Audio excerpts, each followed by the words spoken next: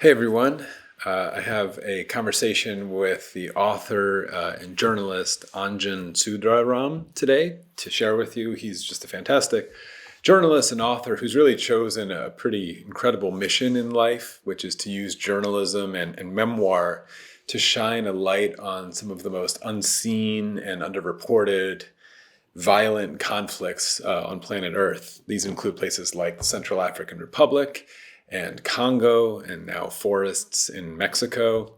He's spoken at the TED conferences on the main stage, which are really great. I'll link to all these things. He's appeared on The Daily Show, many other places. He's really quite a rock star in my eyes, and really just a beautiful author and writer as well. So check out his books and his journalism for sure. I'll put the relevant links to all of his work in the description.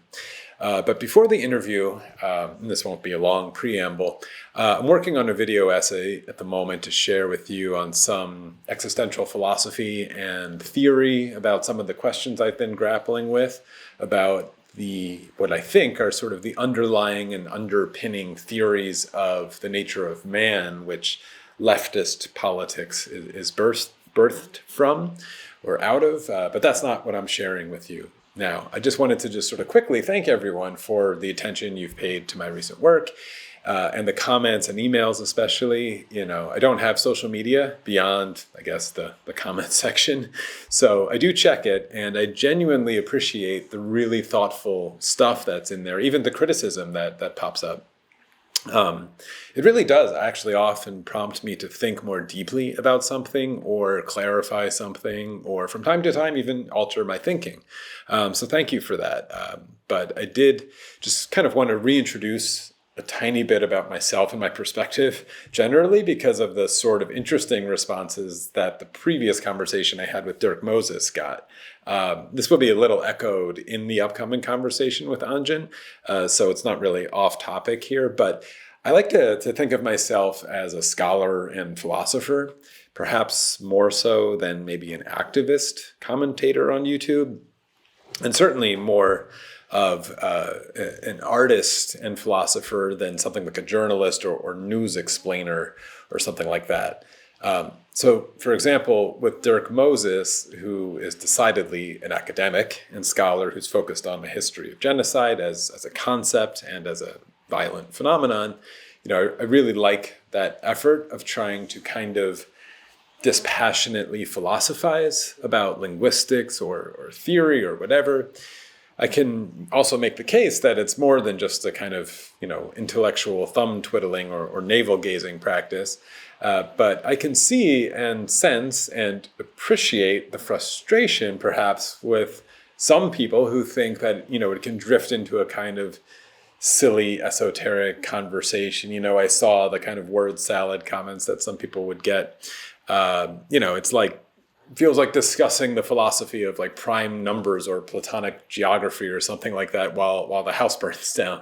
But I just kind of want to reiterate that the role perhaps, or I don't know, the lane that I feel I drive best in this world and in general conversation, is more the philosophical one. So if you see me pop up on your news feeds or whatever feeds, you kind of know what to expect from me. And if I'm doing a decent job, I'm hopefully delivering a bit of a pause from the endless avalanche of buzzy headlines or even urgent calls to action, where we can take a breath and really think deeply together, hopefully, about where we are, perhaps in a historical trend, or what's really going on with language, what the world even means.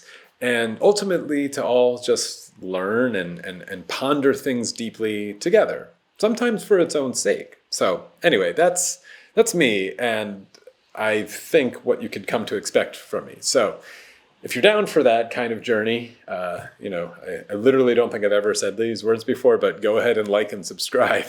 And I really appreciate you all giving me a bit of a chance to think aloud and encounter and engage with some fascinating people and subjects.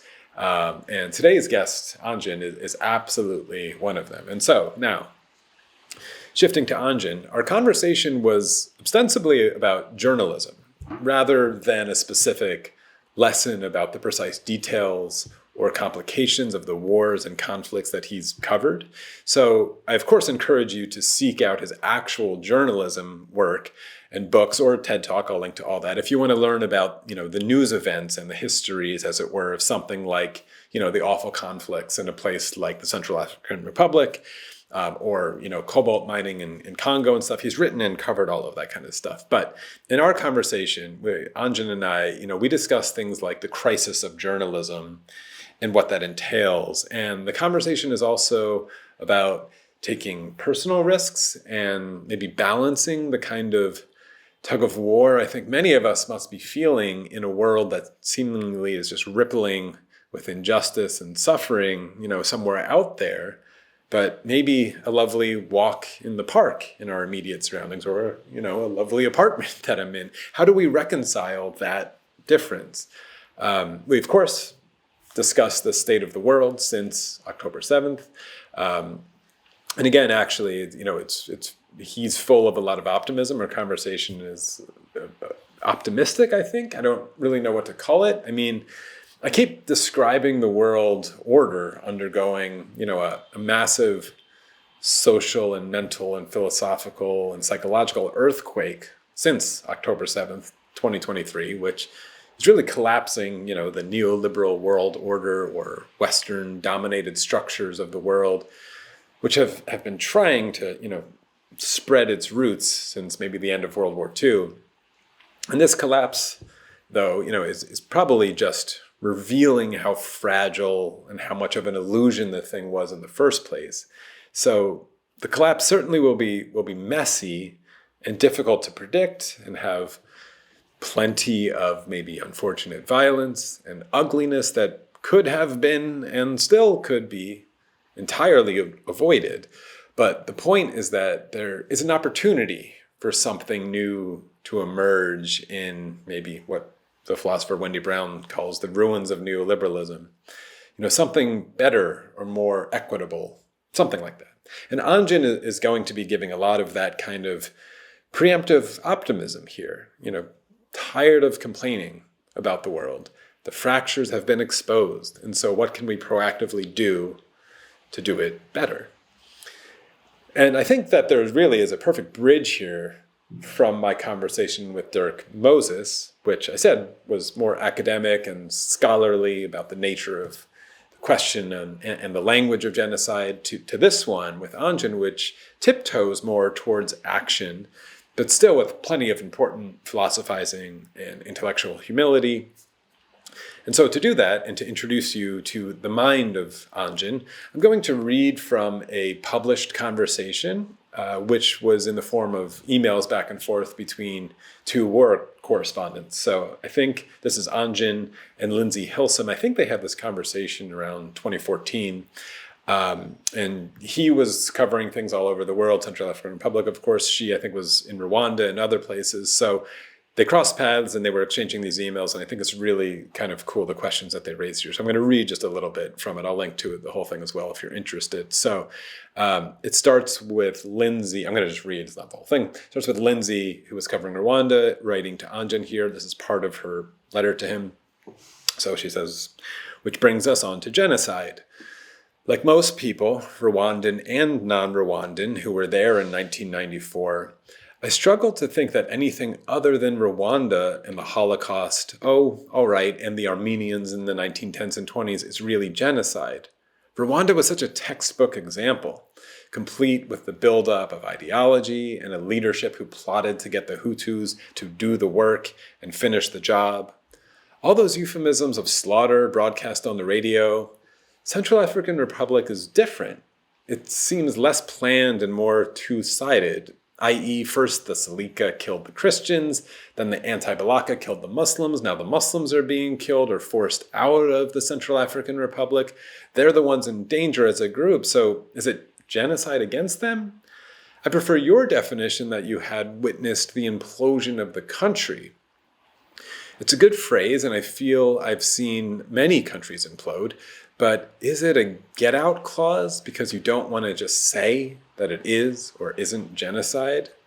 Is it our job as reporters and writers to make these definitions, or should we wait for the lawyers? You end by asking what we are seeing, but aren't we, the readers, relying on you to tell us? All the best, Lindsey. And here's a little bit of Anjan's response to Lindsey. He says, "Dear Lindsey, thank you for the kind words. Sometimes we see something and don't quite know what we're seeing, don't you think? Sometimes a senseless war looks rather like a righteous revolution. A scene of people reconciled, working together, looks much like a scene of people working together with buried hate. Which of the two are we seeing?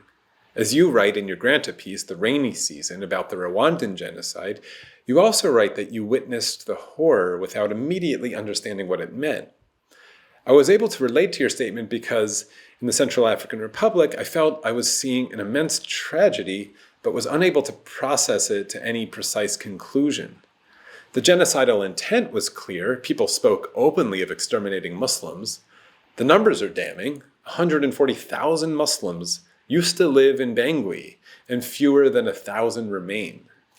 I wondered who could proclaim this a genocide or not a genocide. It seemed we had waited too long already. I wanted to get across something of this dilemma, its urgency. Perhaps I ask the question about genocide also because I prefer for the reader to see things with me. I tell them some of what I know, but I wonder, putting them by my side, what do they see? I find this dialogue more rewarding than a one-way telling of how I see it. I sense some of this approach in your writing too." He goes on in the same letter a little later. I'm going to just read this last bit. "So, when you witness countries imploding or history in the making, what is it that you think is most important to see? What do you think perhaps we miss most often? I also wonder sometimes how much of our job as reporters is to record events and how much is to take on a more activist role against, say, repression, in the spirit of George Orwell.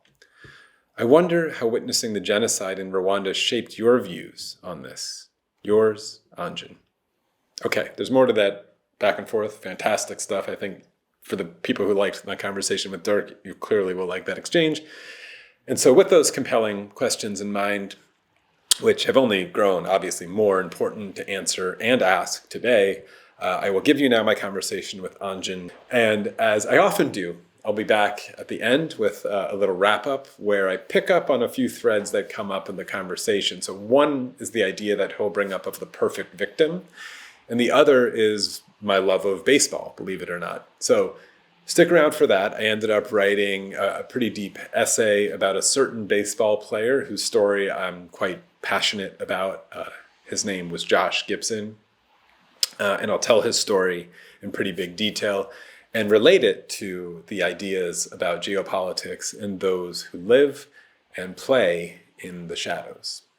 Can you just tell me a bit about your journey and what brought you to these kinds of questions and this quite interesting life that you're living?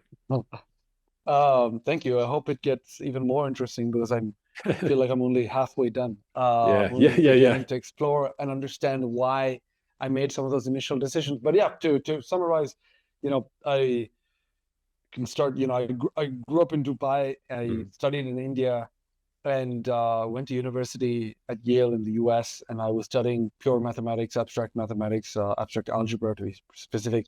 I sort of passed my qualifying exams at the end of my undergraduate degree. I did all the courses to do a master's. So I graduated with a master's and passed my qualifying exam. So I was ready to start a PhD. I really thought I was going to be a mathematician. And we can get into why, which is a more complicated question, but I just felt mathematics was too abstract and I wanted to be immersed in the world. So I bought a one-way ticket to Kinshasa. Long story short, showed up with no journalism experience, never written an article in my life. But my mom's a journalist, so I kind of maybe was inspired by her. And just began to turn myself into a journalist in Congo. And from Congo, I went to Rwanda, the Central African Republic, Cambodia, and now Mexico. And so I've sort of spanned the global south from Africa to Southeast Asia and now Latin America. And I've also spanned different kinds of conflicts and dictatorships that I've covered and written about. I started off with, human rights concerns in Congo, and I moved 4 years ago to Mexico because I wanted to shift to the environmental front lines, because I feel like the conflict for nature over nature is the great war of our time. And of course, there are human rights dimensions to that war, but fundamentally, it's also, an environmental war. And Mexico at the time was the deadliest country in the world from environmental defenders. And so, yes, so my interests and concerns in my reporting has spanned, the global South, a range of different kinds of conflicts. I've written 3 books, published 3 books about Central Africa. They're all memoirs of journalism. Yeah. I really enjoy writing about the political, the global, and also the personal. I feel like it's a project that I'm deeply invested in. And I just turned in my manuscript for my 4th book, which is an experimentation. It's sort of writing reportage, but in verse, as a poem, as a book-length poem. And so, yes, I feel like I'm, to your opening question, I just feel like I'm beginning to experiment with what journalism can be, what journalism can do. Verse is only one of those experimentations, and I'm excited about, new avatars and incarnations of journalism going forward, and spending the rest of my life dedicated to those kinds of projects. I can share a bit more about that, but in a nutshell, that's kind of who I am, where I've come from, and my interests still span all those concerns. That's a great way in. I mean, before I ask the more specific stuff, though, have you ever kind of tried to get behind maybe what compelled you, the way you speak about it, you kind of have this fork in the road. There could have been this version of you that was Wall Street mathematician, this path, but something compelled you, one-way ticket to Kinshasa. Have you ever kind of tried to get behind that of what dragged you that way, or maybe you just ran away from something, which is just as valid? No, it's a very interesting question. It's funny because the editor for Stringer, all my editors in all the different countries where it was published, asked me why. Why did you do it? Jon Stewart asked me the same question on the Daily Show. Why did you leave? And yes, you mentioned Wall Street, which I hadn't mentioned. Sort of, I had this job as a mathematician at Goldman Sachs, and that was my first kind of escape from academia. I thought, okay, I don't want to be a professor. I could work at a bank, make a lot of money, and then travel and write. That's another way. And I decided against that. But it's only recently that I've begun to understand why I left. And there's a passage in Stringer where I try to get into it, which partly gets at it, which kind of talks about how mathematics since the 1850s became hyper abstracted and obsessed with abstraction. And so mathematics mathematics has been inspired by nature and, the forms of nature, snowflakes or fractals or whatever it is. And that's what inspired much of mathematics and Euclidean geometry. And in the 1850s, with non-Euclidean geometry, what happened was mathematicians began to abstract for abstraction's sake, just for the beauty of it. Mm-hmm. And so the connection between mathematics and the world was broken. And I felt that. I was deeply immersed in that, and sort of that's what kind of mathematics I was doing. And I was like, this connection with the world I need that connection with the world to satisfy myself. And so that's why I left, and that's what I thought it was. And only recently, a couple of years ago, I went back into the mathematics because I'd like to write about it. I'd like to write essays. I'd like to write sci-fi, drafts of novels. But I realized that the mathematical project has been to abstract nature and abstract ourselves. And now with AI, what's interesting is I think mathematics and technology are trying to abstract us out of our physical bodies. Mm-hmm. And so to make our bodies redundant and, visions like upload our consciousnesses onto circuit boards, onto a cloud, whatever it is, it's all heading in that direction where our bodies and the material world will be redundant, won't be essential to that project. You can be solar powered consciousnesses floating out around in space. And that's kind of a vision that I think is representative of where mathematics has been trying to take us for thousands of years. If you read the writings of Newton and Galileo and Huygens and Heisenberg, and even mathematicians going back, they really speak about the mathematical world as being perfect and the real world being kind of an imperfect representation of that. And so I think that's what was essential. I sensed that as a 22-year-old studying math and starting a PhD, I sensed that there was something even nefarious about this project. It didn't sit well with me. And Hmm. I think that's what drove me to leave mathematics. And I'm only coming back to it now. And I think I can only come back to it. I'm one of the few people who could have that perspective on it because I studied mathematics in a deep way to a very high degree with some of the brightest minds of my generation mathematically. They were my mentors. And I then went out and did all this reporting with all these humans' concerns. And now I'm coming back and trying to, you know, see how Yeah. the two sit together. So these are things that I'd like to write about as well. I mean, I'm writing about. I have drafts, and as I mentioned, and I just need to find all the time to like put it all together. Yeah.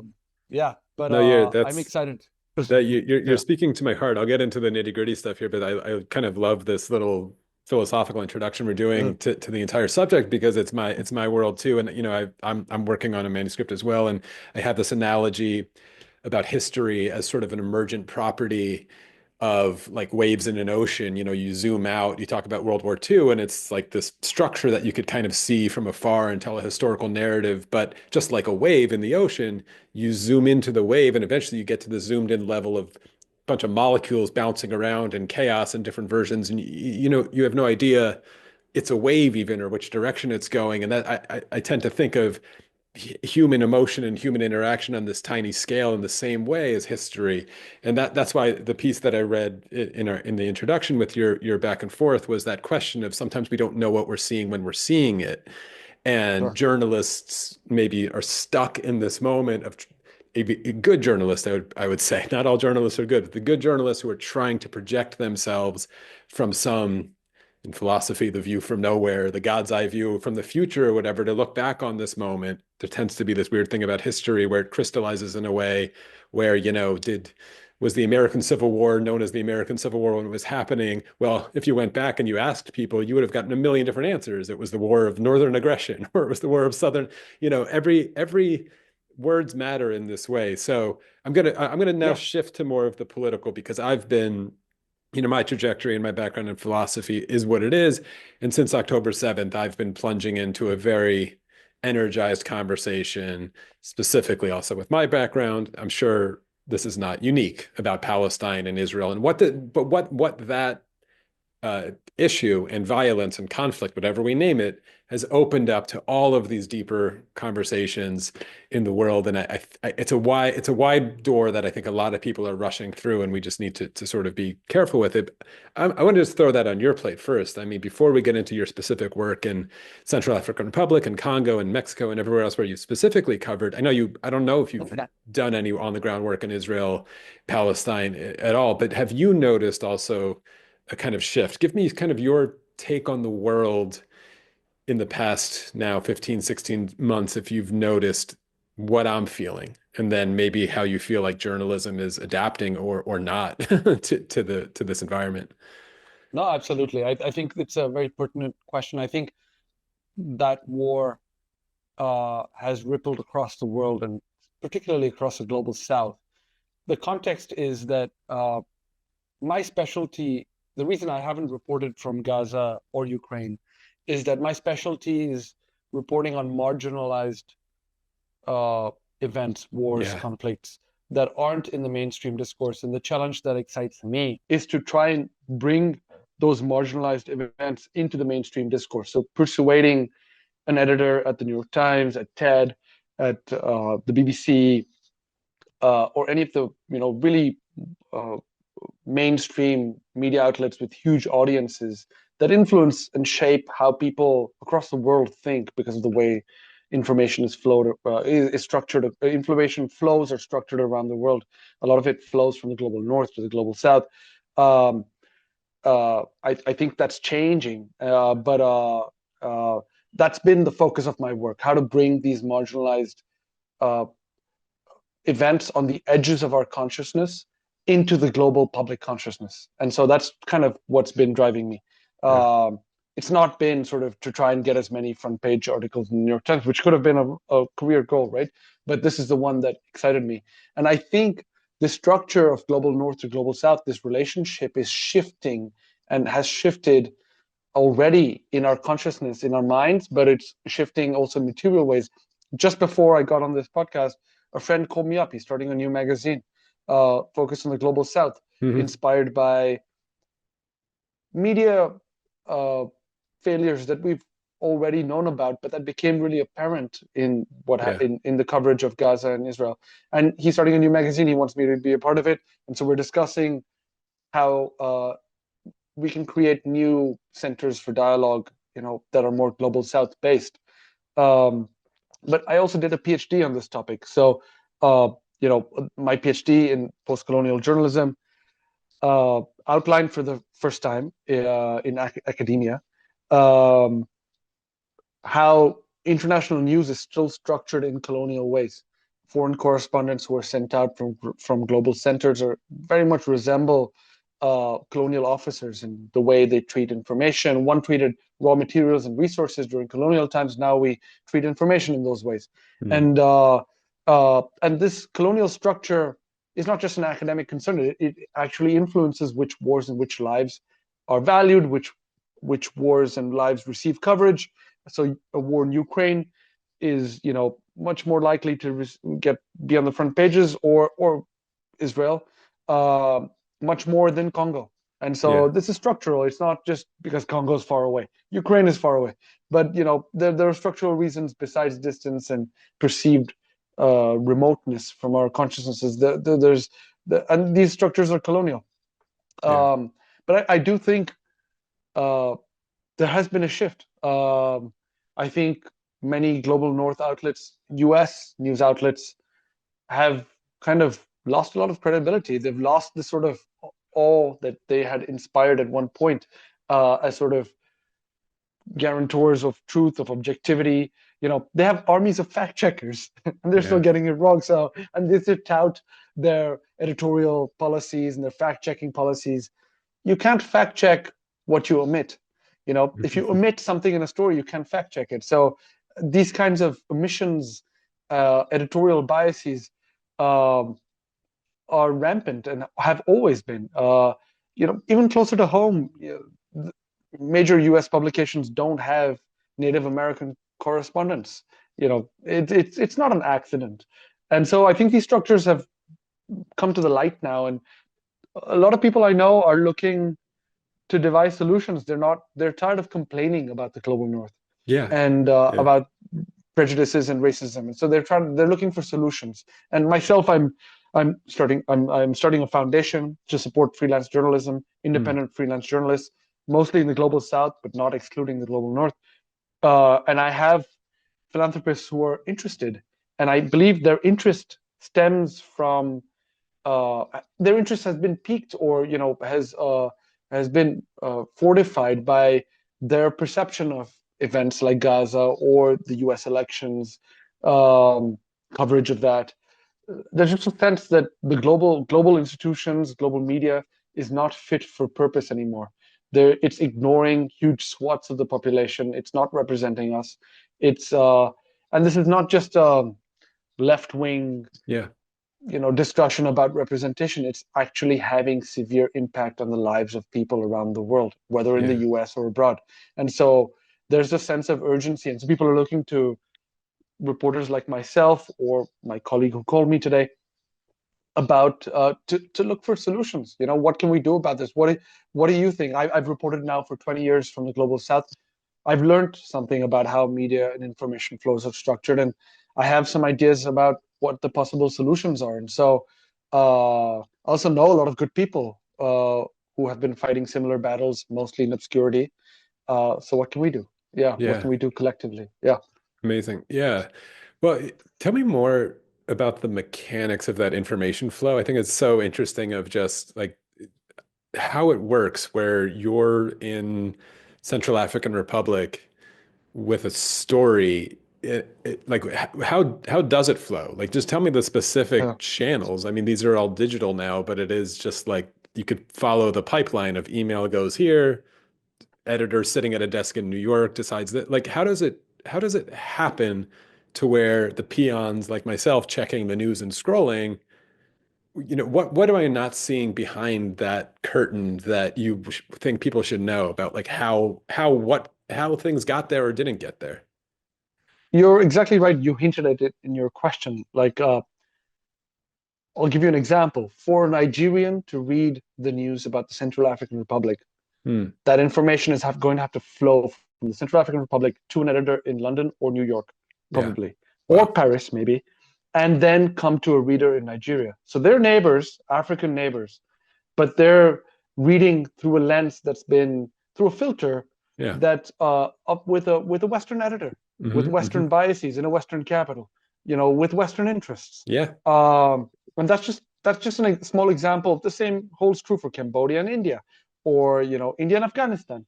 Um, uh, and so that's how information flows. It flows from the global south to the global north and then back to the rest of the world. Yeah. And that's because the global north has had a monopoly of interest and the confidence to report on the world and say we have an authoritative view on China, on Southeast Asia, on Africa, on Latin America, and we are the authorities.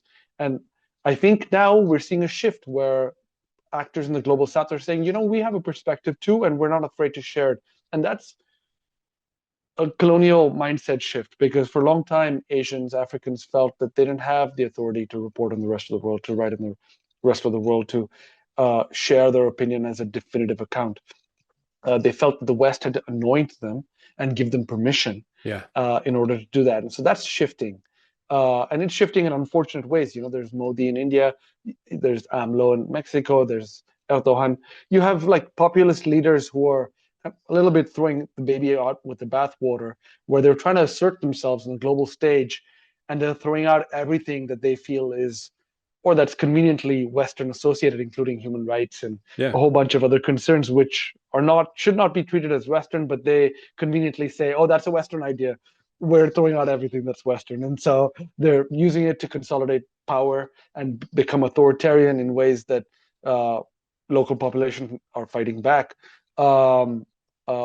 But so it's not a perfect process, but you can see under that messy process there is a shift where global South countries, former colonies, are imposing themselves on the global narrative, on global politics.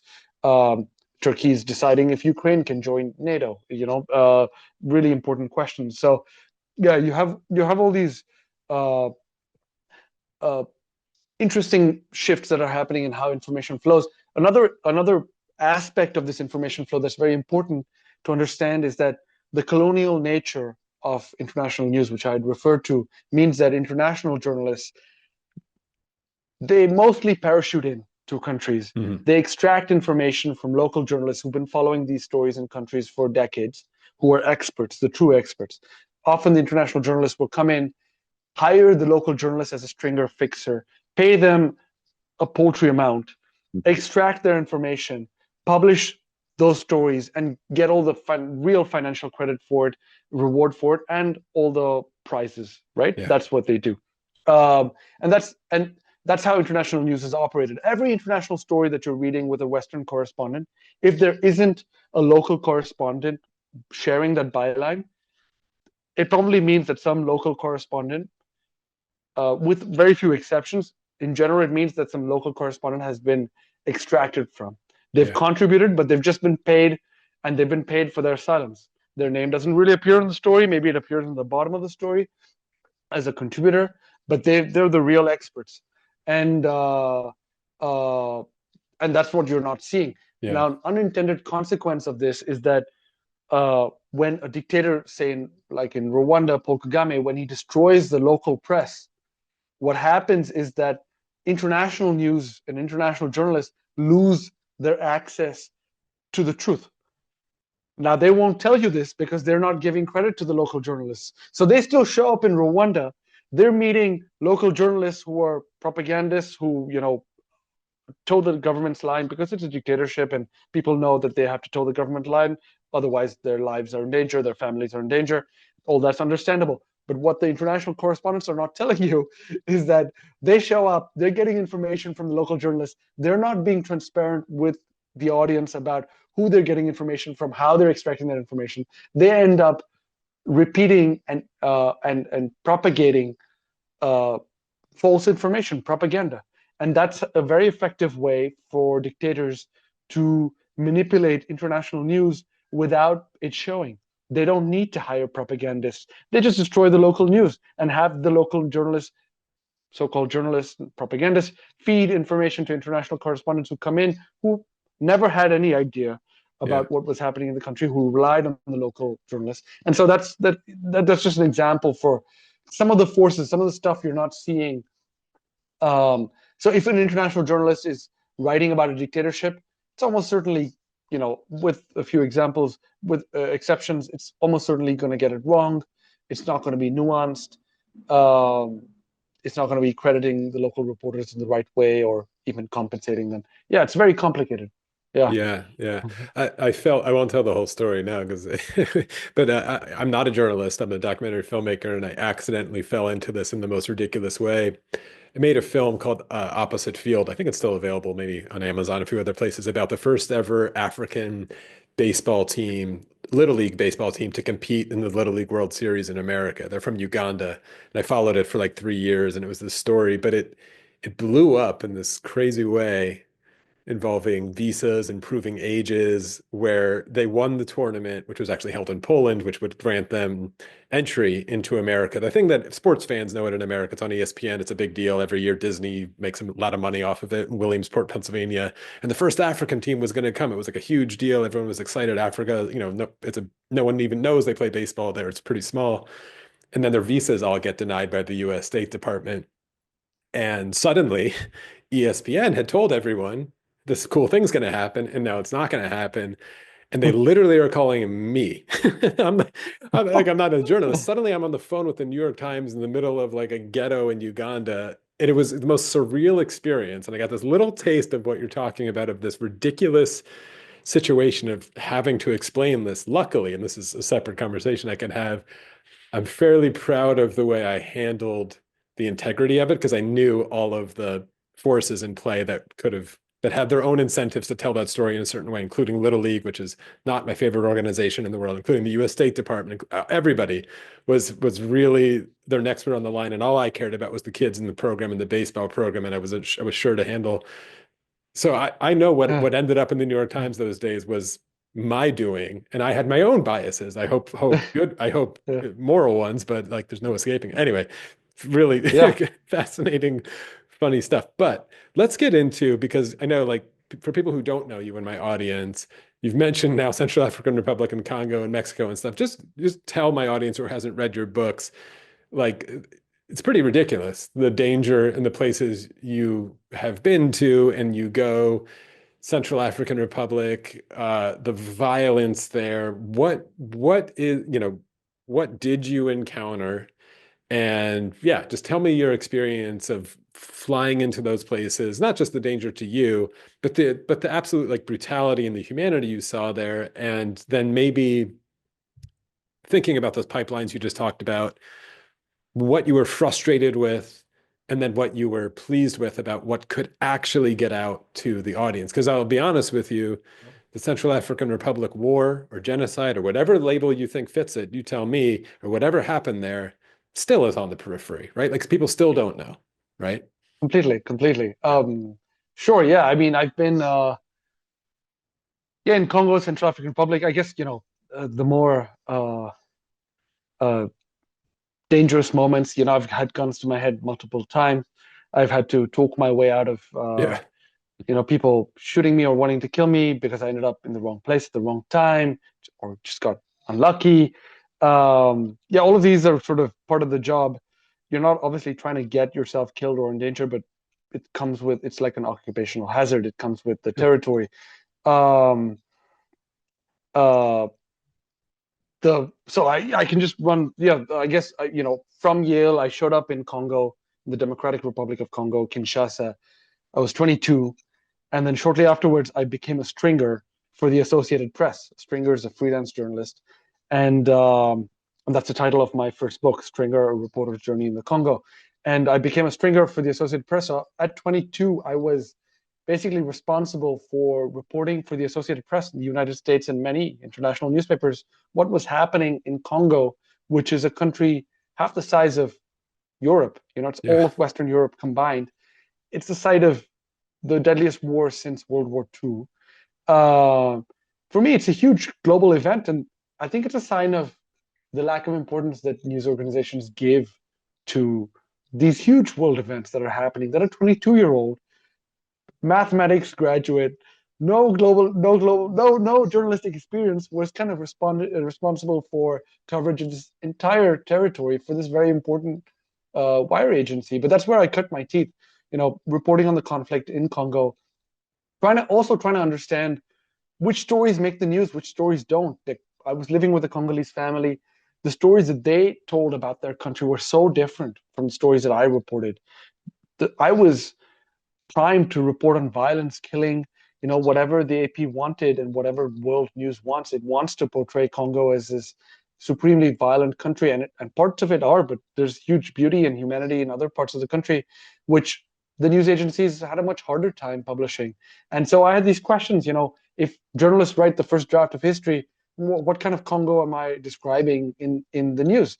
And so the way I resolved that, or dealt with that frustration, was to write my book, in which a lot of these stories that I couldn't publish with the AP, I managed to write about. I managed to write about my life in a Kinshasa Congolese home with this family, the power dynamics with them, the stories that they told, the stories that I wanted to tell, how they held me accountable, how they scolded me for writing, what they saw as poor stories or like colonial stories for the Associated Press. So all those dynamics that you can't really express in a wire news piece or even a magazine piece sometimes, I was able to do so in my book. And so my books have been outlets for going behind the curtains for how the news is made. From Congo, I went to Rwanda. And in Rwanda, I was teaching a class of about a dozen print journalists, old Rwandan journalists, and they were taken out one by one by the Rwandan government as I was teaching them. And so they were shot dead, imprisoned, tortured, forced to flee the country. And so I began to write their stories. And uh, again, the book, I couldn't publish in Rwanda because if I published what I was seeing, they'd throw me out. Yeah. So I stayed. I published some pieces, which I was careful about, trying to raise the alarm. But I saved a lot of the stories of these journalists, of my experience with these Rwandan journalists, for my book. And in the book, I was really able to get behind the curtains of how a dictatorship operates, and also what it means to be a journalist. I learned from those journalists, brave journalists, putting everything on the line, their lives, families, land, property, everything. I learned what it means to hold power accountable, what journalism truly means. I learned way more from them than I learned from my Pulitzer Prize winning friends. Um, and then the third book, the Central African Republic, the book on Rwanda is called Bad News: Last Journalists in a Dictatorship. It chronicles the lives and stories of these very brave Rwandan journalists. And then the third book, which is about the Central African Republic, called Breakup: A Marriage in Wartime. That is about my reporting in the Central African Republic, a country very few people have heard of. There were rumors of the ethnic cleansing or possible genocide of Muslims, and so I reported on the build up to that, and on these Christian militias that perpetrated what looks like genocide, but that United Nations investigators finally decided was ethnic cleansing, possibly because if they declare a genocide, then the world is obliged to intervene, and didn't intervene in Rwanda. And so there's a lot of politics behind what gets classified as genocide or ethnic cleansing. There's lots of legal obligations internationally, and there's always pressure to downgrade the severity of these mass crimes. And I guess to your point, the Central African Republic is still a periphery. And so my book on the Central African Republic was, besides some very niche books, it was the first mainstream account of the Central African Republic since 1927, since Voyage au Congo by André Gide. And so that for me was an achievement, getting that story into the literary landscape. It's super hard because Yeah. publishers didn't want to. Many of them called me up and said, "There's no market for this country. There hasn't been a book about this country in forever. We don't know how to sell this. Like we don't know if we can sell this." And but for me, that was an achievement, just getting that story country into the mainstream discourse. Um and yeah, yeah, to the subtitle, marriage in wartime, it also describes the impact of that reporting on my marriage, and how Yeah. it brought about Yeah. or Yeah. contributed to my divorce, which is a story many journalists and humanitarian frontline workers, they've all experienced marital relationship pressures because of the work that we do, but very few have written about it intimately, and so that was kind of my contribution to uh, pulling back the curtain, as you said, on what a journalist life is like in such situations, the impact and the pressure that it can impose on a marriage. Yeah. No, I think that was a brilliant way to tell the story. I mean, yeah, I wonder the percentage of your readers of that book who are actually in the Central African Republic is probably much, much smaller than Western readers, and so it mirrors and echoes. I mean, this is kind of maybe a deeper existential one that I was planning on asking later, but because I love the way that you set up Breakup, where I'm sure you're a really skilled writer, and you're using some really cool techniques at the beginning to show this very like slippery dual world in your mind of a family and this other thing that you're preparing for. And it's like, a baby in your hands. You're talking about like the breath from the into your nostrils, these very like sweet things, while also like preparing your war bag, or your mind is in two worlds, and you do this in this amazing place. I think, most of us don't do what you do and buy the one-way ticket to Kinshasa and kind of go all the way. But I think a lot of people in the West are feeling it's such a relatable way to write the story, because feeling this tug of the world of maybe a desire to just retreat, compartmentalize, push all the bad news, as your title of that other book is, sort of away, somewhere distant, somewhere far, and just focus on what's in front of you, what's good, what's lovely, which can feel captivating, kind of alluring in a way to just cocoon yourself in loveliness and goodness. But there's things happening in the shadows out there somewhere, and I don't know, trying to struggle on an internal level with what to do with that. It's something I struggle with. I think a lot of people probably are struggling with. I don't have kids. I do have a wife. I didn't do what you did with the child, so it's a bit of a Mm. different calculus about how to manage those things. But um, I don't know if you could just respond to that a little, because I think Breakup was Yeah. brilliant in that way to tell that story. It's not just about a country. It's about um, a world that knows too much, right? Everyone keeps saying this about Gaza and the last year, and I think it's a true line. Everyone keeps the sense that we've seen too much, right? We can't go back. Like people have seen too much. We can't forget what we've seen about this, and something fundamental has changed. I think that's an earthquake under our feet, the Gaza situation, particularly because, you could respond to this as well.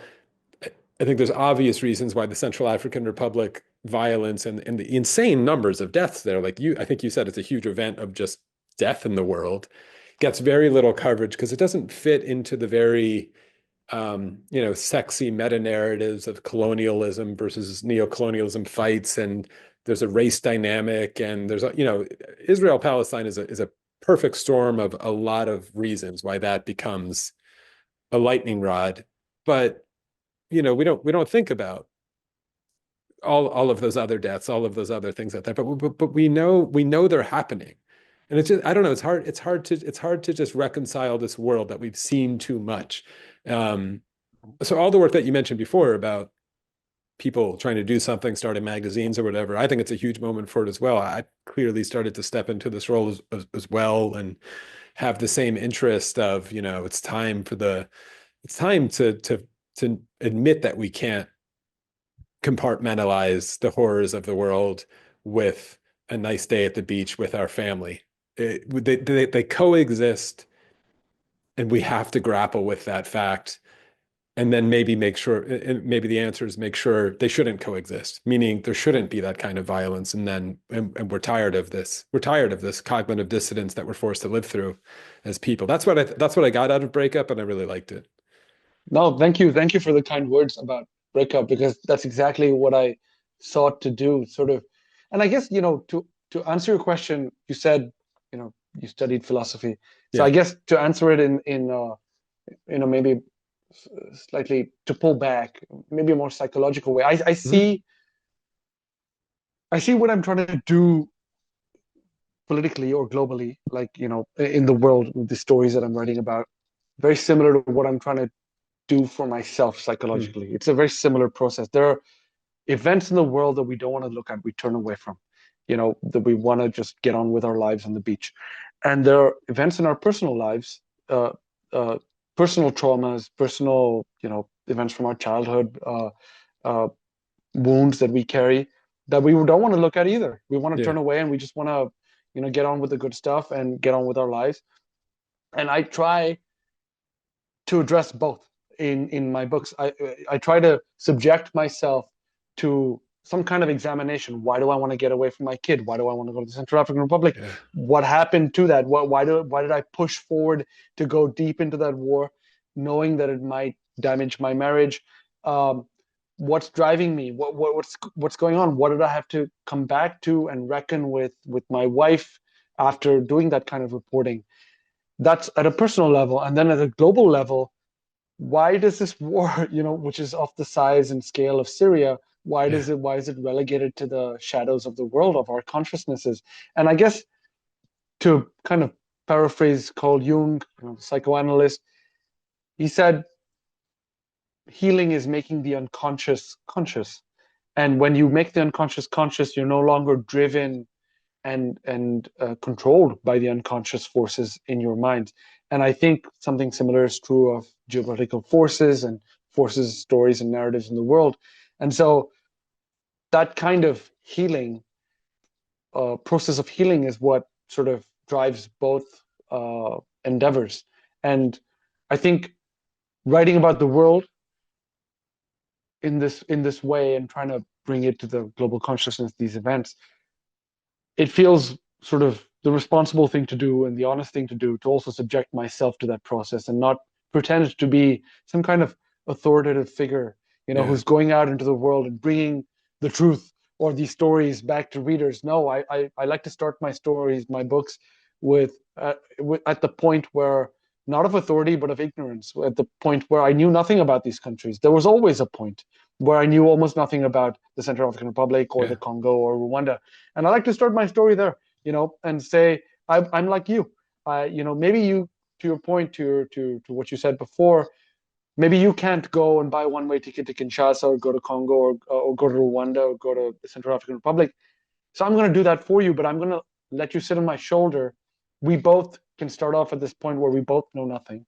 And Yeah. I'm going to tell you what interested me about this country, this war, this situation.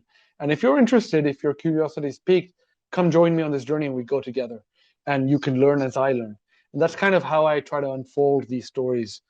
Yeah, so I feel like all these processes are this is kind of what I'm trying to get at, what I'm trying to accomplish. It's going to be imperfect, but I feel it's honest, at least. I'm doing the best I can, both in the Central African Republic and in my own mind. Yeah, yeah. No, the humility comes through, and I think it's important. In my work as a documentary filmmaker as well, I reluctantly put myself in it because I know I need to. I need to remind you that I made this, and I might be screwing up, and I might have my own biases all the time. Uh, do you That's so think? that's so important, by the way. Yeah, I just want to. I think that's yeah, just so important, because so many times I've watched a great documentary and I ask myself, why is this filmmaker obsessed with this story? You don't get uh-huh. an answer Yeah, because yeah, you're not yeah. in the story. Yeah, I so love I'm it. I'm I love. really happy to hear that you put yourself in and you feel an obligation. Yeah, it's an active. Some people in traditional journalists, they might say, you know, it's self-centered. I think it's the opposite. I think Yeah. it's humility. It's kind of pointing out, I'm a human being who made this documentary. I have my biases. I have my blind spots. I'm going to try to be transparent. You know. Yeah. My very first line in that baseball one, it's just piece of voiceover. It's a confession. I say my name is Jay Shapiro and I love baseball. I did it in this very, it's like, an Alcoholics Anonymous, and that's my way in. I was like, that's what brought me here. And then a lot of stuff happens. You could watch the film if you're interested. But yeah, I made that one years ago. I'd But love to. no, Yeah, yeah, no, yeah. but absolutely. Have you made other stuff? I'm Yeah, curious. yes. So I made, and this is the thing. I mean, I have this like sports world. I'm actually making one right now. I don't know if I could talk about it totally publicly. Well, I can let the cat out of the bag a little bit. It's an amazingly cool, incredible story, probably a 4-year runway here, about the first ever United States blind soccer team. This is a totally different Cool. conversation than we'll end up having, but an amazing sport, blind football. It's 5-on-5. Everyone's completely blind. The goalies are sighted. The ball has jingles in it. It's amazing. The US has never had a team before. They're going to play in the LA 2028 Paralympics. I'm lucky enough to be following the story. I love it. Anyway, separate story, but Yeah, uh, but but great. Sounds but yeah. super great. So I have like the sports life interest, but which does coincide with a lot of this stuff. But I made this film with Sam Harris and Majid Nawaz that was about called Islam and the Future of Tolerance. That was much more on the philosophy stuff post 9/11 and barely into the weeds with a lot of these conversations, which have now really blown up into the in the post Hamas October 7th world that we're in now, that have caused all kinds of fissures and really brought me to these kinds of conversations. And with people like you and other people I've been speaking with, I've been trying to broaden the conversation from specifically the Israel-Palestine issue into this kind of conversation, because everything you're talking about is right on target for where I think the world is going and feeling about a, a seismic shift under our feet. Who knows how Israel Gaza is going to unfold? I could do specific ones about, we can analyze Trump all day and all the stuff, but I am interested in the new world that, whether we like it or not, is going to be emerging. Like the global world order of neoliberalism and whatever, post-colonial, whatever, like the world wars unfortunately might not be done. Whatever they were trying to shake off of humanity, of a pre-World War I imperialist structure of the world, is probably still being shaken off, right? Like future historians will look at this period. It's ironic we call it the long peace. I don't know how much distant future historians will refer to this period as the long peace if we're still just in a sort of an unfortunately violent reorganization of the world.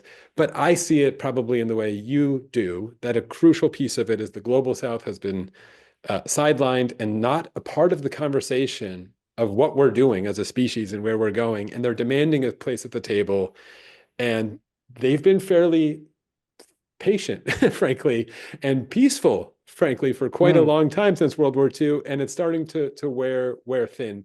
Pankaj Mishra, the author of Age of Anger, I right. think that wrote a great sort of piece that sort of, anyway, everyone seems to be feeling the same feeling. And you as a journalist, I really want to poke in on this now. Do you think, you sound like an incredible journalist and that you take it very seriously. I'm not just buttering you up. You're the kind of journalist I wish existed more, who takes the job really seriously. I know in my little neck of the woods, there's a tons of people who get little platforms and don't take it seriously enough. And they make major messes. And it's always been a problem for me.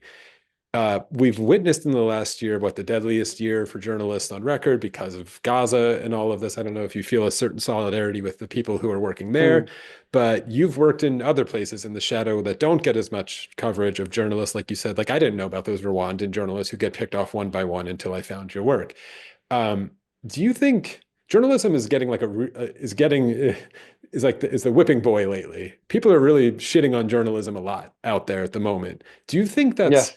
fair? Do you think journalism is in a crisis?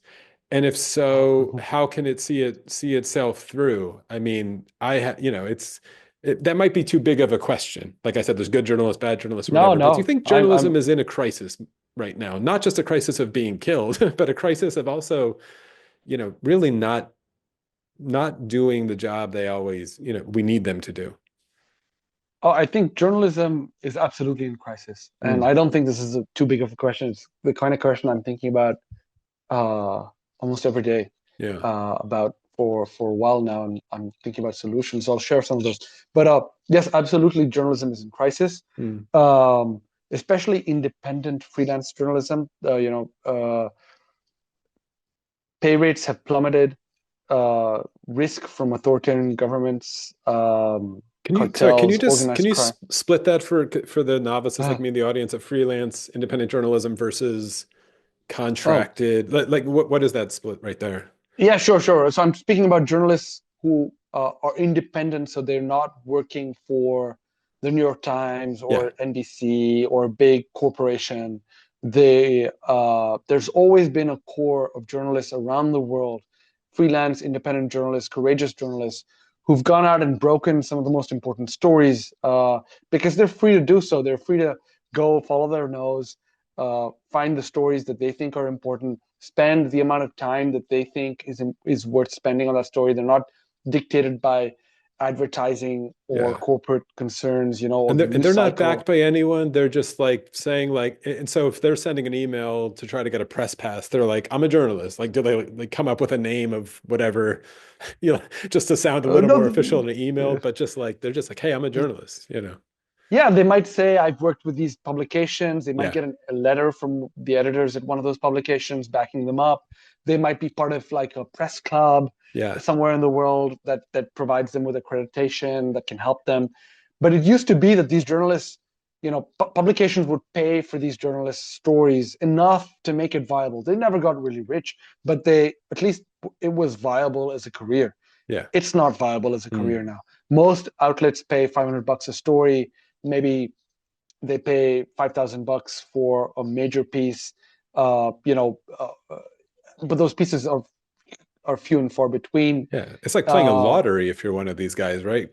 And you're paying your own way. I just want to make this clear for the audience. These yeah, people are like, I bought my own plane ticket.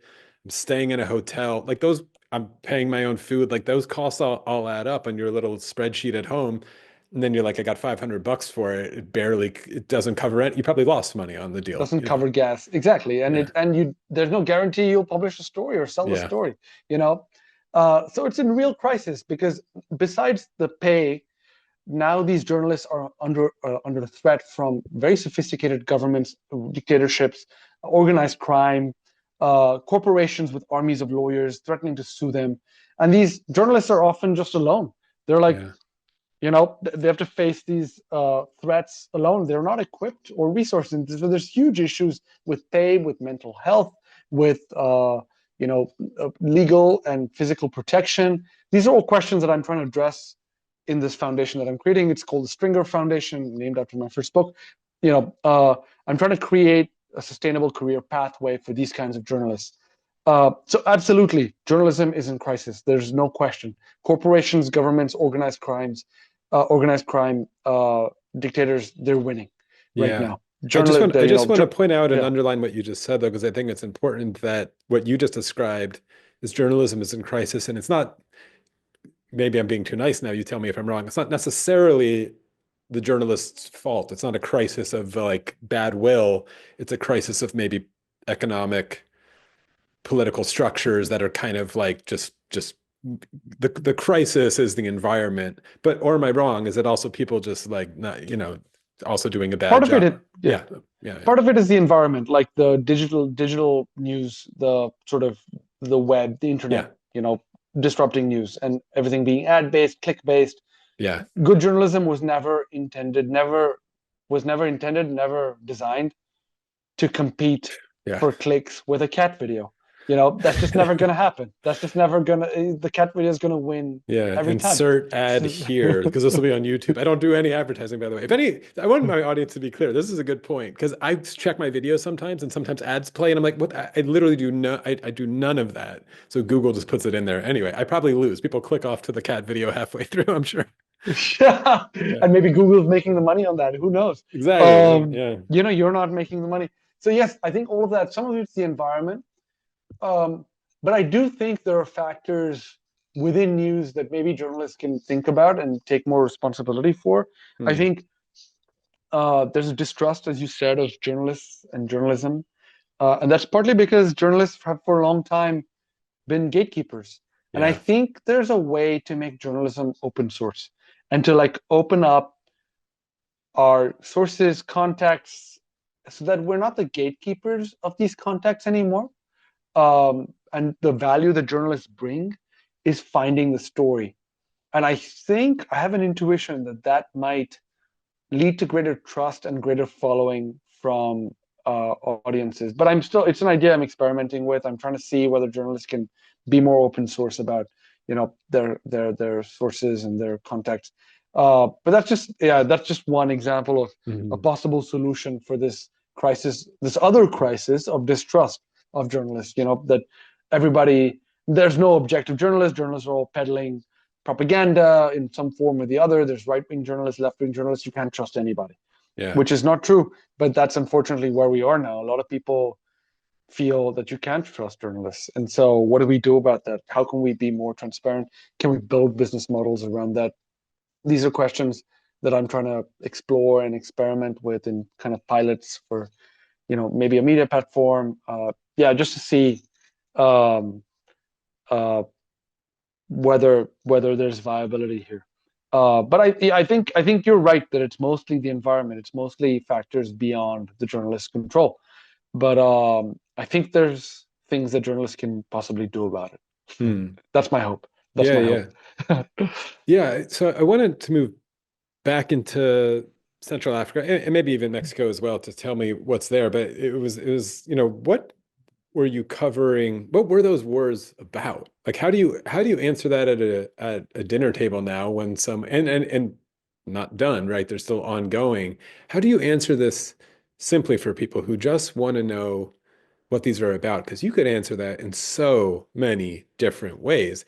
And this, maybe this is your answer. This is the importance of the journalist, is like, especially when you're covering something like, is not sexy in the news headlines, might get a quick scroll these days through something. You get 5 seconds to tell people what this is about. And that might be all the news they get about it, or the only, piece of it that they get for years or months or maybe ever. What are these things about? Do you answer it through they're neocolonial wars, or they're the residue of a colonial geography in Africa? Like, does that do anything for people? Maybe it does for academics.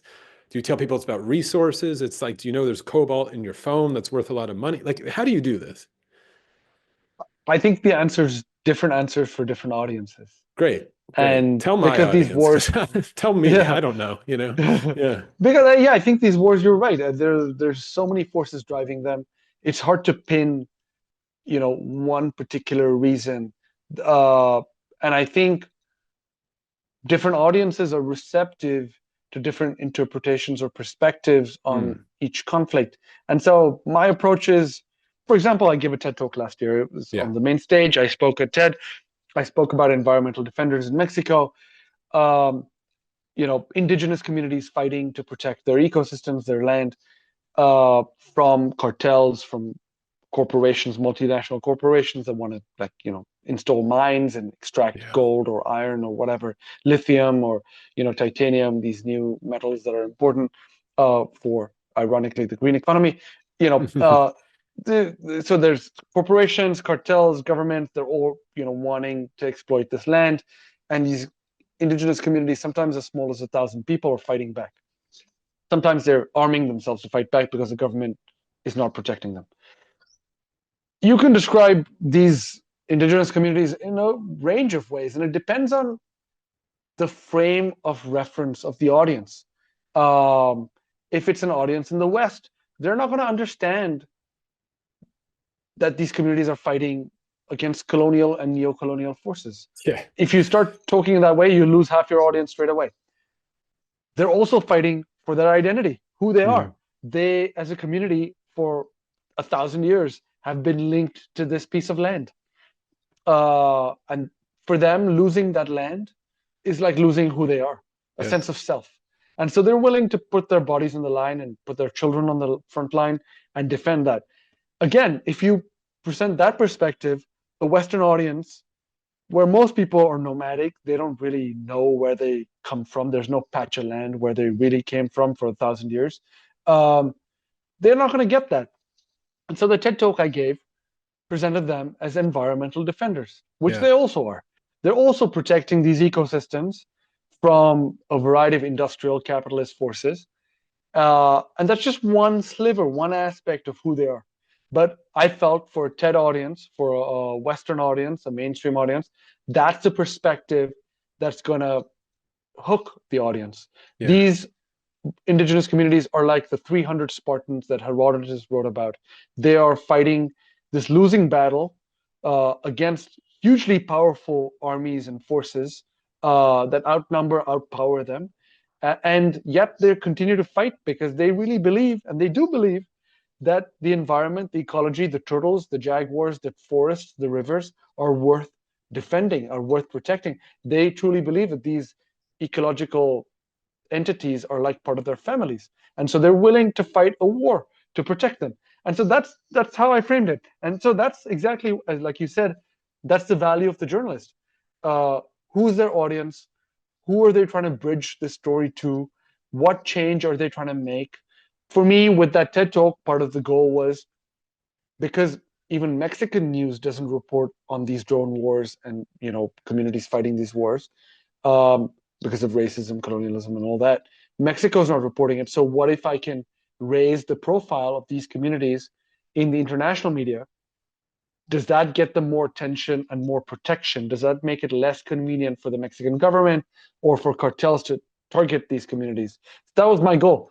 And so what's the best way I can raise their profile? I can get people hooked on who they are. I choose a story, I frame it in a way that people will understand and can empathize with. This is also one of the reasons why I insert myself into stories. We talked Yeah. about, Yeah. Yeah.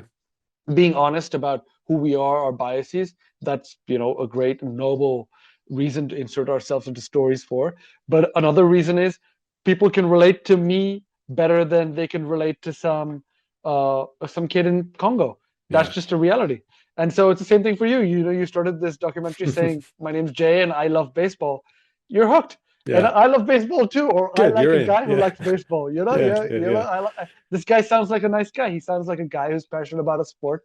I want to hang with him. And Yeah. so, yeah, so that's all those are reasons for framing stories and presenting narratives, constructing narratives in certain ways. No, that's fantastic. I mean, do you think how do you, again, the thing I'm going to read in the intro is so interesting because of the balancing act. There was so much in what you just said in that answer there between activism and journalism and these two lanes which maybe intersect or maybe don't. So just for your knowledge, I mean, this is actually sort of interesting. So yeah, the last guest I had, Dirk Moses, is this amazing scholar, and he wrote this book about the problems of genocide and sort of a history of the word genocide and the concept of genocide. And he's making this case to my audience and to me, and I'm rather convinced by it, by that there's a lot of problems with this word genocide and using it, and Mm, it's mm, risen to this level of the crime of crimes and all these kinds of things. He talks about why that's the case, and he literally is laying out that what we're seeing in the world, and he also would agree certainly in Gaza and Israel and Palestine, is something worse than genocide. And then he goes on to tell you what he thinks that is, which is basically the mentality of seeking absolute security, uh, and everything that falls out from that, the aerial bombings and everything else that is all in the mm. name of absolute security, leads to something worse than genocide. But I got half of the comments I got, which is super interesting. It's people saying, "Oh, he's denying that it's genocide. This is just like soft denialism, or he's downplaying it." And it's like it's just so fascinating because I'm not a journalist, and so I'm just trying to scholarly philosophize, thinking these things through. But I'm like, wait, I said the word worse than genocide. How is this downplaying it? But I completely understand. I completely understand for everyone in the audience what that sentiment is and why they were saying that about this. Because the word genocide for an activist, whether it's a legally perfect term or whatever it is, it's the word that does trigger a response, you hope, to get the audience, like you're saying, capture people and get people in. It's not, I don't think of myself as a journalist, but there are these lanes where sometimes I'm a scholar, sometimes I'm an activist, and people like Owen Jones and other people on YouTube who really go on and on about, who I really like Owen, about the Palestine issue or whatever. Probably, he wears more of an activist hat, and he'll say things rightfully so, because it's like, I'll do whatever I possibly can. I'll call it Little Red Riding Hood. I don't care. Whatever I need to say to get this to stop, I'm an activist and that's my goal to activate people. It's not quite the lane that I think I drive best in as a philosopher and scholar in this way, but I find myself obviously sympathetic to the view. How do you deal with that and answer that? I mean, everything you Mm. just said was bordering activism, but still being an honest journalist, because it's, that's a line. But Yeah, I think so. The multiple. I'd start by quoting one of my, the writers that shaped my approach to literature, who's V.S. Naipaul, and he wrote that all writers, including novelists, write from a moral position.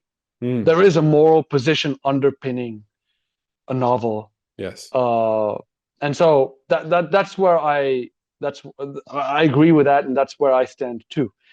Every piece of writing, has that moral view on a moral position. yeah, And that's why I think often that's why you're driven to make art. You're driven by some kind of moral concern.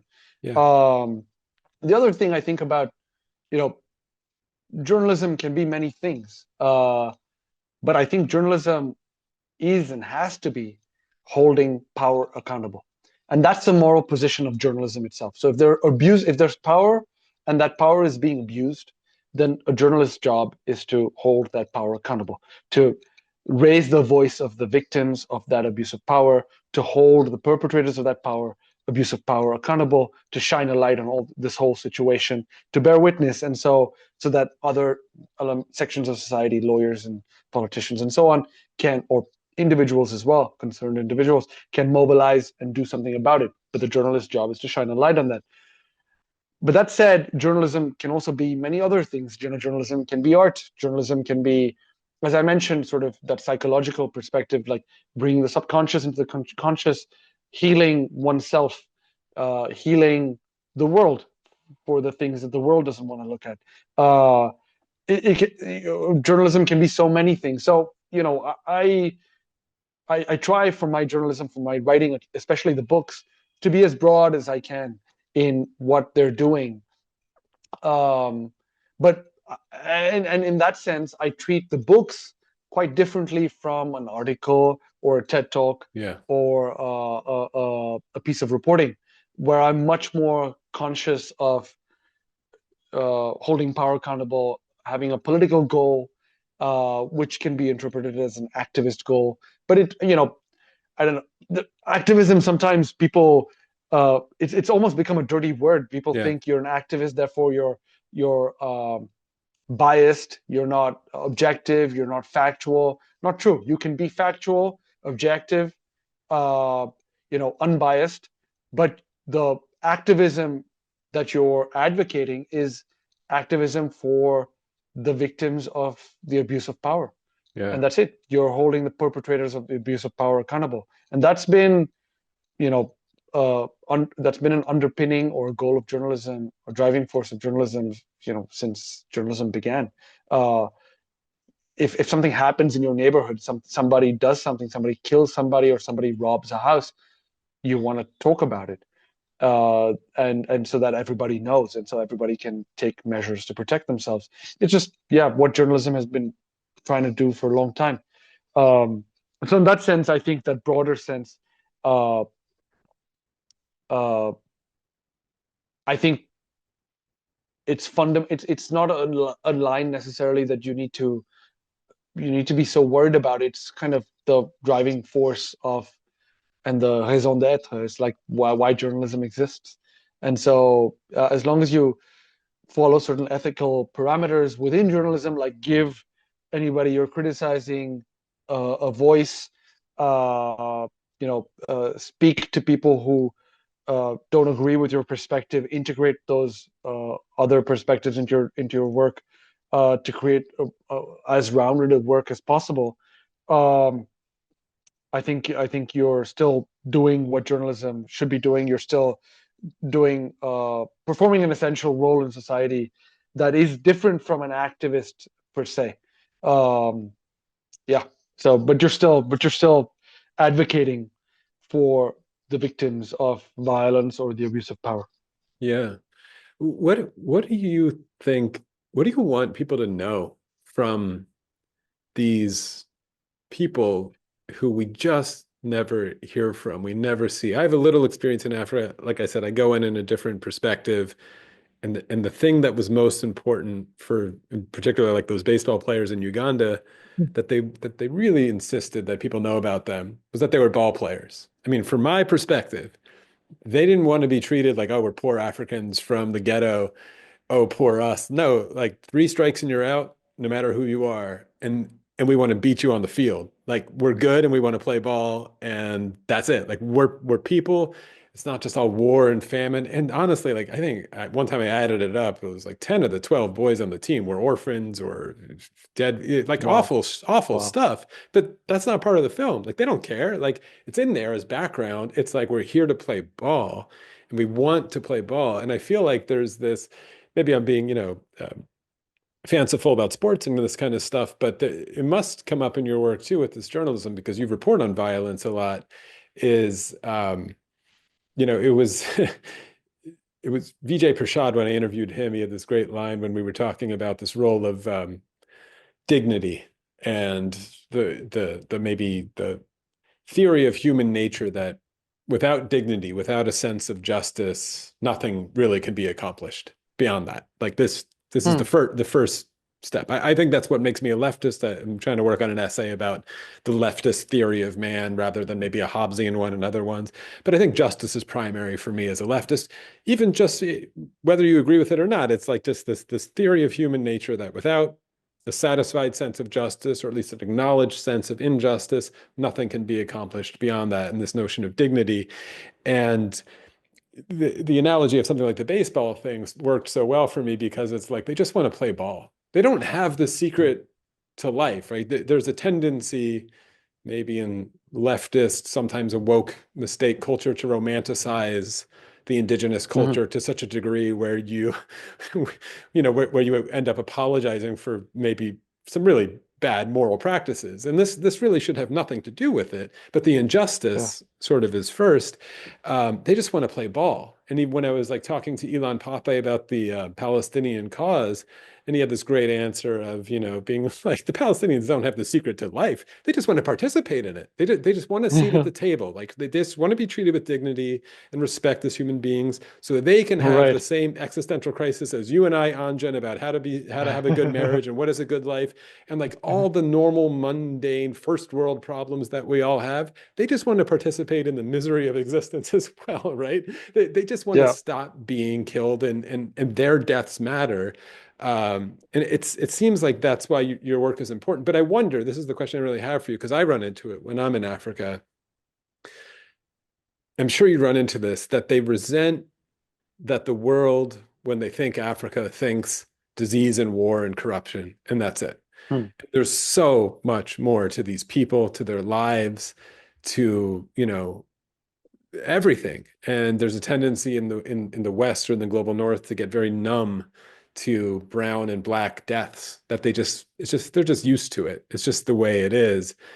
And then the numbers, I mean, the numbers you report on in Central African Republic are insane. I mean, like Yeah. these numbers, of course, what's happening in Gaza gets a ton of attention, rightfully so, for all kinds of awful reasons. But the numbers are dwarfed, frankly, by what you cover. But no one Right. seems to care, right? Because it doesn't fit these other narratives. Do you run into that? Do you run into like this kind of resentment even sometimes on the ground of people being like, why are you just reporting on the blood on the ground all the time instead of like the solar panel the kid down the street is working on or the miracle of Africa that they believe in? Yeah, I think, what you say reminds me of so many instances in which when people look for perfect victims. People look Mm, for, like the Congolese who is poor, who, whose mother has been raped, and all these horrific things. Like, they're looking for a perfect victim, and who, despite everything that has happened to this person, is not angry, yeah. doesn't advocate violence. Because if Yeah. they advocate violence, if they espouse any kind of violence, oh no, no, we can't associate it with them. They're bad people. Um, like you said, they're just human beings, and they're Yeah. caught up in these complicated uh, situations that they're trying to negotiate. Um, yeah, I mean, you raised. I had a bunch of thoughts. I'm just trying to now think of um, which one to respond to and how. You mentioned sort of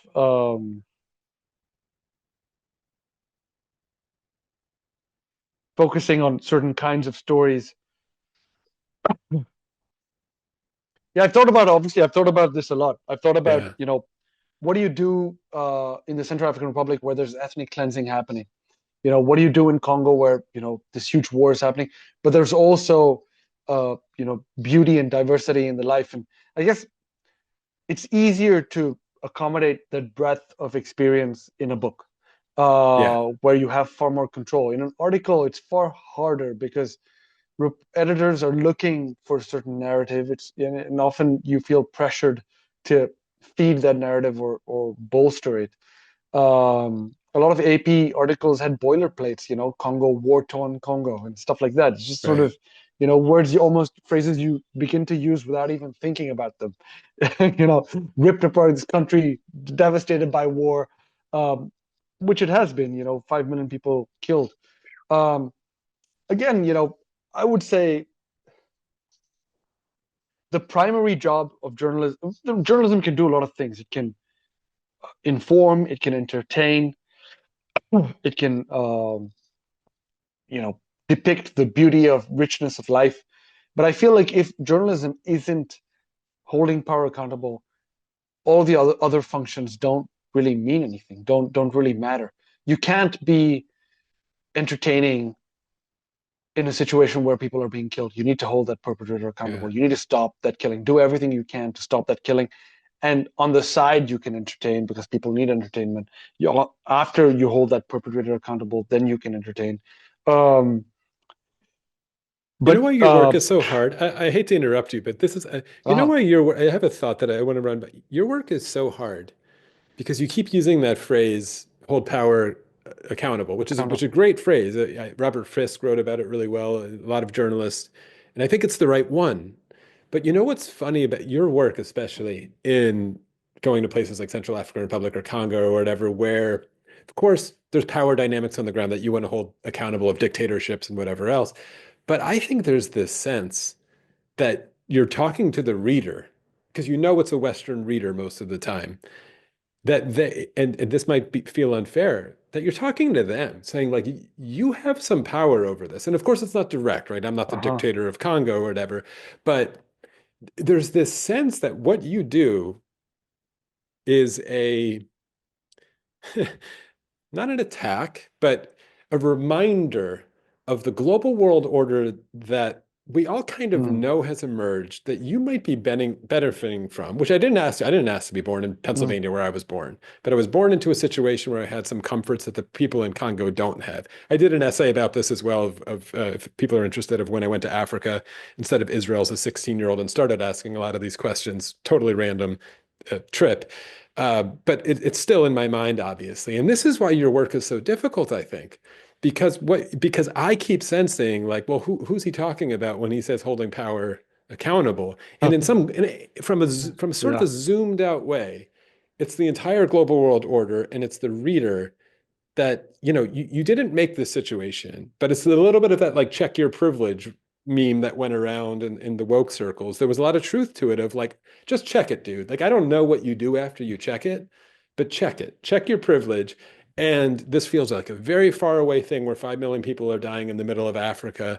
But actually, the structures that underpin this entire thing from a certain truth hold you, and I'm pointing you to the reader, not you. You're pointing the finger at us a little bit of like, I'm holding you accountable as well too. That listen, Completely. you might not be able to change it at the ballot box tomorrow. I don't know exactly how you change this, but I'm holding you accountable to not ignore this. And I think that's why your work Absolutely. is so hard, and probably why you get rejected all the time, because no one wants the finger pointed at them. It's so easy for us to point it at, oh, it's the Republican corruption or the Democratic corruption or this African corruption or what we It's not easy to, me, right? it's never me. Yeah. But your Yeah. work, I think, is Yeah. challenging and gets rejected I, because it points the finger at us. And so that's also just the last thing. That's why I love your books in particular the most, because you put yourself into it in this way. No, I completely agree, and I think that's a really wise comment. And it reminds me of, something I wanted to say earlier, but I've forgotten. Uh, which is in the Central African Republic, when I drove into one of these villages that had just been attacked and burned Mm. by the government. I spoke to, I asked, I met people. They came out of the forest. They'd been hiding in the forest. They thought we were the government come to attack them again. And the first thing, they didn't ask me for medicine, food. They asked me, do people know? Mm. And apparently, when U.S. soldiers and rabbis liberated the concentration camps in Europe, many of the survivors of those concentration camps, the Jewish survivors, apparently that was the first question they asked the liberators as well. They asked, do people know? Do Yeah. people know what's happening to us? And I think they are pointing the finger at the reader, at the Yeah. audience. They're asking, do you know? They're not asking me as a journalist. I'm the messenger. I'm the go-between. But they're asking readers in the audience in the world, do you know what's happening to us? And then what are you doing about it? Right? Yeah. Because for them, it's a question of survival. It's a source of hope. If people in the world know, then they have a chance of survival. And so it's really fundamental. It's life or death for them. It's not this, intellectual question. And the journalist then, my work is meaningful when they ask me that question: do people know? Because I'm that go-between, and that, I think that gets to the heart of it. So you're spot on. That's exactly what I'm trying to do, and I think what they're trying to do, the people I Yeah. report on, what they're asking, do you know? And then if you know, then what the hell? Why are Yeah. we stuck in this And, and situation? and and the best that you can answer, I presume, is I'm trying, right? I'm trying to tell people because you can't promise that people will listen. And then I think, and this is, tell me, and I know I've kept you a while, but tell me where you think the world is on this question, if you have an opinion on it or an insight into it. Like I was saying before, again, I've been focused on Israel Palestine, but I think it's a stand-in for so much of what we're talking about globally. Is we do know now. We can't pretend we don't know. It's Yeah, we've totally. seen too much. And then the harder, so you did two things there. The person comes out of the jungle and says, do people know what's happening to us? I think the honest answer to a degree is yes, actually. Maybe not Central African Republic, even like Sudan is a freaking mess that I could barely wrap my head around, but I know something bad is happening there. Um, Lots of bad things are happening. Do you know? The answer is yes, to a degree. People know. And then that second question is, well, then why aren't they doing anything? And Right. this is the plea from, obviously we hear it over and over again in heartbreaking fashion from Palestine of where is the world? Where is the world? Where is the world? Because it can't be they don't know anymore. I mean, I'm sure many people have also studied the World War II, the German denialism of, oh, we didn't know what was happening in the forest or whatever. And there's a large degree of bullshit to it, but there's some Yeah. truth to it. They didn't want to know, which is much more of a. I think at certain earlier times, pre-cell phone, pre the kind of work that you do, if you didn't want to know, you could probably avoid it a little easier than you can today. I think that's social media has wrought all kinds of awful things in the world, but also some good things. I think everybody knows. But that the second question of, well, why aren't they doing anything about it? Now is the moment, the next decade that we're in. I don't know what it's going to look like. How do you think that gets answered at all? I mean, are you afraid of the next Yeah. decade of the way this all shakes out? I'm very inspired by the kind of work that you're doing to get the global South at the table more into the conversation. Um, I'm a little frightened and optimistic about what I think is coming. Um, I don't know if I have an answer, but it reminds me of a meme that I read that said, if you wondered what you would have done during the Holocaust, you're doing it now. And I feel like that's, Yeah. true This, by of the, I many, think many that was situations. Aaron Bushnell, the guy who lit himself on fire and killed himself, said this on the way to doing it, which was awful and Yeah. impactful for some people. I think his death was not in vain in that regard. Yeah. Yeah, I'm you know, by nature I'm optimistic. Um, Give me some of that. Sorry. I Yeah, go I think on. otherwise I couldn't do this work otherwise. There's, Mm, I'm in the middle of like the Congo War or the Central African Republic or Mexico, these indigenous communities being destroyed. You have to be optimistic, otherwise these situations kind of crush you.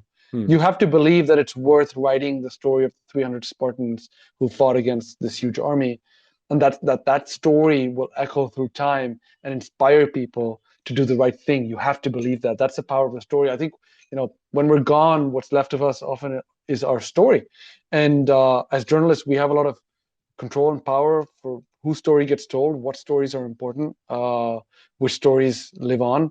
Um, that's part of our job, to tell these stories in the best way possible, to find these indigenous communities, to believe that they're worth writing about, that they're the heroes of our age, and to tell their stories with dedication, with the belief that these stories can echo, for decades or centuries, and inspire people to fight back uh, in the way that they did, that their deaths and battles that they waged weren't in vain. And that's what drives my work. So mm. I'm, I think the more that we are aware of what's going on in Gaza, or Ukraine, Congo, the more more people are going to be driven to action and to noble action, and and collectively we will all, that action will, as it's done in the past, bring down dictatorships, bring down the Berlin Wall. There's huge forces that we can't predict, Yeah. that are at work. You know, will people finally decide that they don't want to work for industrial capital, sort of tyrannies of technology companies, and what the future that they're building for us? They don't want to buy into this. We're not at that point yet, but I think telling that story in the way that, for example, I can as a mathematician and as someone who's reported on human rights conflicts, there's a chance that I can play a role, and that's hugely exciting for me, as for what I can contribute to justice or holding power accountable, or all these moral values that I think are important. Um, I think these stories tell us, that I look seek out, tell us not only who some human beings are, but who all of us can be, and so Mm. they can inspire all of us to be greater than we are right now. And that's why, I love spending time with these defenders of human rights, of the environment. They inspire me constantly. They're taking such huge risks in ways that I'm not. And I'm Yeah. taking some risk. I'm taking some risk, nothing, nowhere near the risk that they're taking. But each of us has our role. They might be gone tomorrow or in a month, killed in the battles that they're fighting. My job is to get into those battles and get out alive, so that I can tell their stories, and those stories can be immortal. Yeah. And so yeah. So that's how I see, my work and how I fit into their context. So yeah, there's always It's hope. There's always reason to keep fighting. well, it's beautiful. I do want to just ask one final one because I know I've kept you a long time about because maybe I'm dancing around some of those specific things that you just sort of asked too. I mean, you covered cobalt mining and all kinds of awful things in Congo. Or tell me how awful. I don't know. I mean, it sounds Yeah, there's it's children, there's yeah, child labor, yeah, all that it's stuff. Yeah. just the most brutal thing. I mean, I've been getting into this a little bit, coltan and cobalt and other things, the stuff that's in our phones. I'm looking at one right now. Does that affect you when you in your because we live in this neoliberal world, and so I hate sort of framing everything that, you vote with your dollar or any of that kind of madness. But um, the participation, again, pointing the finger at the reader of like, next time you Mm, go to buy your new phone, you mm, think about mm, what's in there. I mean, does that happen to you personally? And this is a bit of the finger. I know you don't want to think about it, but hey, this is this is the cost. This is the participation. It doesn't necessarily need to be the cost. We could bring down these structures, like we should have phones. It doesn't need to be this way, but how much responsibility do you put on all of us collectively to actually, again, you've pointed the finger at us, like these feel like faraway conflicts, but the cartels you're talking about are fueled by the market that we provide by going to buy the next iPhone when it was literally probably the same as the previous one with a marketing campaign and a new camera or something. Right. Oof. You know, even the indigenous environmental defenders, they have phones, that are Right. filled with the minerals that they're trying to avoid the extraction of. So yeah, Mhm. I think I almost think that focusing on that cost is the cost of the phone, the true human cost of the phone, is almost the easy way out. Yeah. Um, then society, companies, politicians say, "Oh, we need to clean up our supply chains." They try, they never really get cleaned up. There are a bunch of certifications come up, like for blood diamonds or whatever. It almost feels like the easy solution because it tells people, "Oh, we can maybe fix this in a small way." Yeah. And I feel like the change that has to happen is radical. It sort of, and that's why for that radical change, I prefer to focus not on the cost or scolding people. I prefer to focus on the sources of inspiration, these inspiring figures, whether it's Congolese who were resilient in the war, whether it's Rwandan journalists holding their government accountable, their dictatorship accountable, or it's these environmental defenders giving everything to protect their forest. I want these stories to inspire the question in the reader, you know, what's driving them? Why are they giving everything for a forest? That doesn't make Yeah. sense. And Yeah. then for them to go on their own questioning for the life they want to lead. Because I feel like too many people are trapped in fears of not being able to provide for their children, fears of, not having enough money for healthcare, not some people not having money for food. It's a lot of people are driven by fears. They're looking for security. And so I think the way out of that is not to scold them and tell them the phone you're buying is, a conflict phone or is has the blood of people on it. I think the way to get them out of that is to inspire them and to say, look at these human beings, look at what a human being can be. And hopefully that inspires them, whether in their community, in their state or country, whatever level it's at, inspires them to take steps to get out of their rut, that fear and insecurity. I think that's what's going to maybe change society. Yeah. Well, I agree with It's, it. I mean, it's a grand dream, but who knows? No, no, no. Idealistic.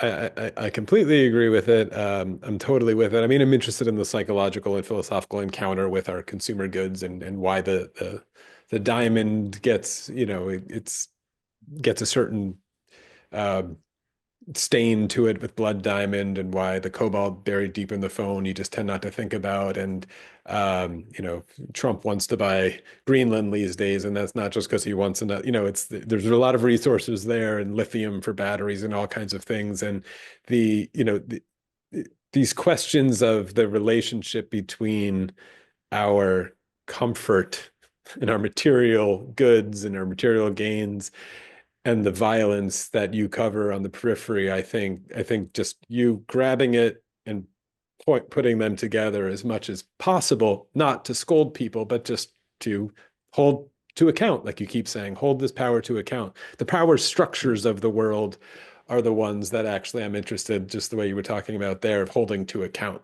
And I don't know, there's no easy answers of what you do next with it, but they're not, they're not nothing happens in isolation in this world. I think it's all, it's all connected in some awful math equation. You're the mathematician. there's a lot of variables that lead to the outputs that we're dealing with. So, but I could let you go unless there's anything else that you wanted to put on the table. It's hopefully a lot of my listeners dive into your specific work. I'm going to link to a bunch of the stuff you did. I love the books, obviously, I think are the really salient stuff as far as the emotional and psychological, but your reporting is just invaluable. So I look forward. What did you say you were working on now? You're still in Mexico, right? Or Yes, still, yeah, yes, I'm still in Mexico. But I guess the last thing I wanted to say was, I think there are ways maybe to make journalism and all these news more attractive and more yeah. interesting, and so I have a commission to transform some of my journalism into art, visual art, Hmm. and I'm trying to see whether that can attract audiences and um, engage audiences in a different way. So Yeah. it's just what I mentioned at the beginning, to come full circle. Like I just finished a book of journalism, reportage in verse, and that's, I think, easier to read in a way. It's inspired by spoken word, and so I'm looking for different ways that different audiences can access journalism, not find it so overwhelming, not find it so depressing. Yeah. And I'm experimenting, so I'm enjoying that right now. No, I look forward to Yeah, seeing what you do in that space. Yeah, no, I'll let you go. This was really fantastic. So thanks so much. yeah. Thank you, Jay. I'll be Appreciate keeping an it. eye. Yeah. Okay, so I'm very much looking forward to Anjan's next moves in this space. It sounds like he, like probably many of us, are in the deep brainstorming stage about what kind of new orientations or media or artistic expressions or architectural efforts or who knows what else that we can imagine and execute in the chaotic breakdowns of the old system. But now, the thread about the perfect victim is just so good. I don't know if I had actually heard that term before used in that way, but I really like it. And it immediately reminded me of a film which I was tasked with watching and analyzing in film school. It's called The Defiant Ones from 1958 with Sidney Poitier. The film's plot is fascinating. It has these two convicts who have escaped from prison and are on the run trying to seek and find and achieve their freedom as the police and I guess the entire population are kind of on a manhunt to find them and of course, bring them back to prison. And the two men are literally chained at the wrist, their fortunes tied to each other, literally. And one is black and one is white. It's just about as literal of an analogy for racial tension and intertwined fortunes as you can get. It's really quite a remarkable film. This is a bit of a spoiler, but either way, you should watch the film. I think I knew before I watched it in film school exactly what happened, and it was amazing.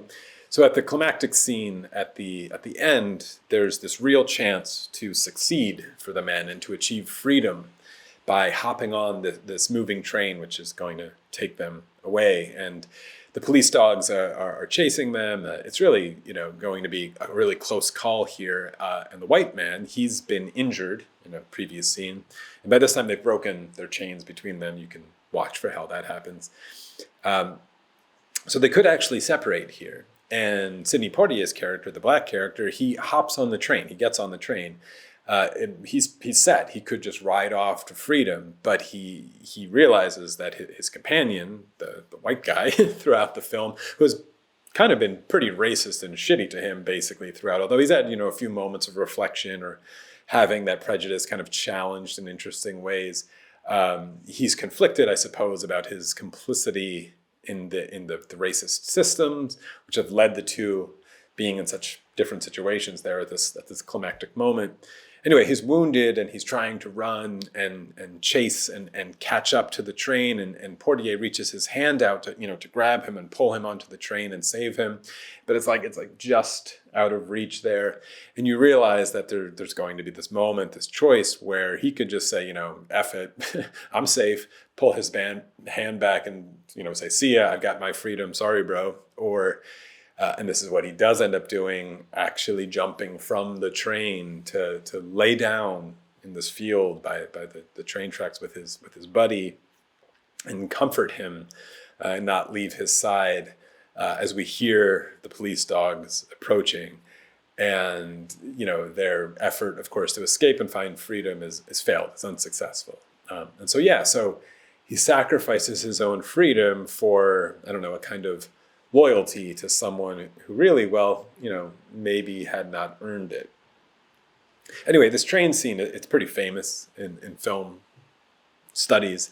It's been written about a ton forever. James Baldwin wrote about it in a pretty well-known essay called The Devil Finds Work. And, Baldwin describes this kind of split screen reception of that moment and the train scene where white audiences were cheering and sort of reassured that the black man, while suffering a lot of racial injustice, really doesn't hate him so much as to abandon him, while the black audiences in places like Harlem were booing and yelling at the screen, get back on the train, you fool. Anyway, it's a fascinating movie, fascinating conversation, and it clearly echoes a lot of what I've been discussing on this show for a while now, about historical power dynamics and, the fear of the oppressor, of the vengeance of the oppressed, the slave owner's dilemma of what happens when you release the chains. And I don't really have an answer for you on all of that, though in my essays about condemning Hamas, you could probably glean a bit of my perspective there. But it's something that I've maybe been kind of philosophically always obsessed with my entire life. And so I want to tell you a story about that, which then weaves in the other thread that came up in our conversation, which was, oddly enough, my love of baseball. So baseball, it's a game that's obsessed with numbers and statistics and legends and that kind of stuff. And I collected baseball cards with my brother as a kid. I actually still do buy a pack from time to time. My dad collected baseball cards as a kid.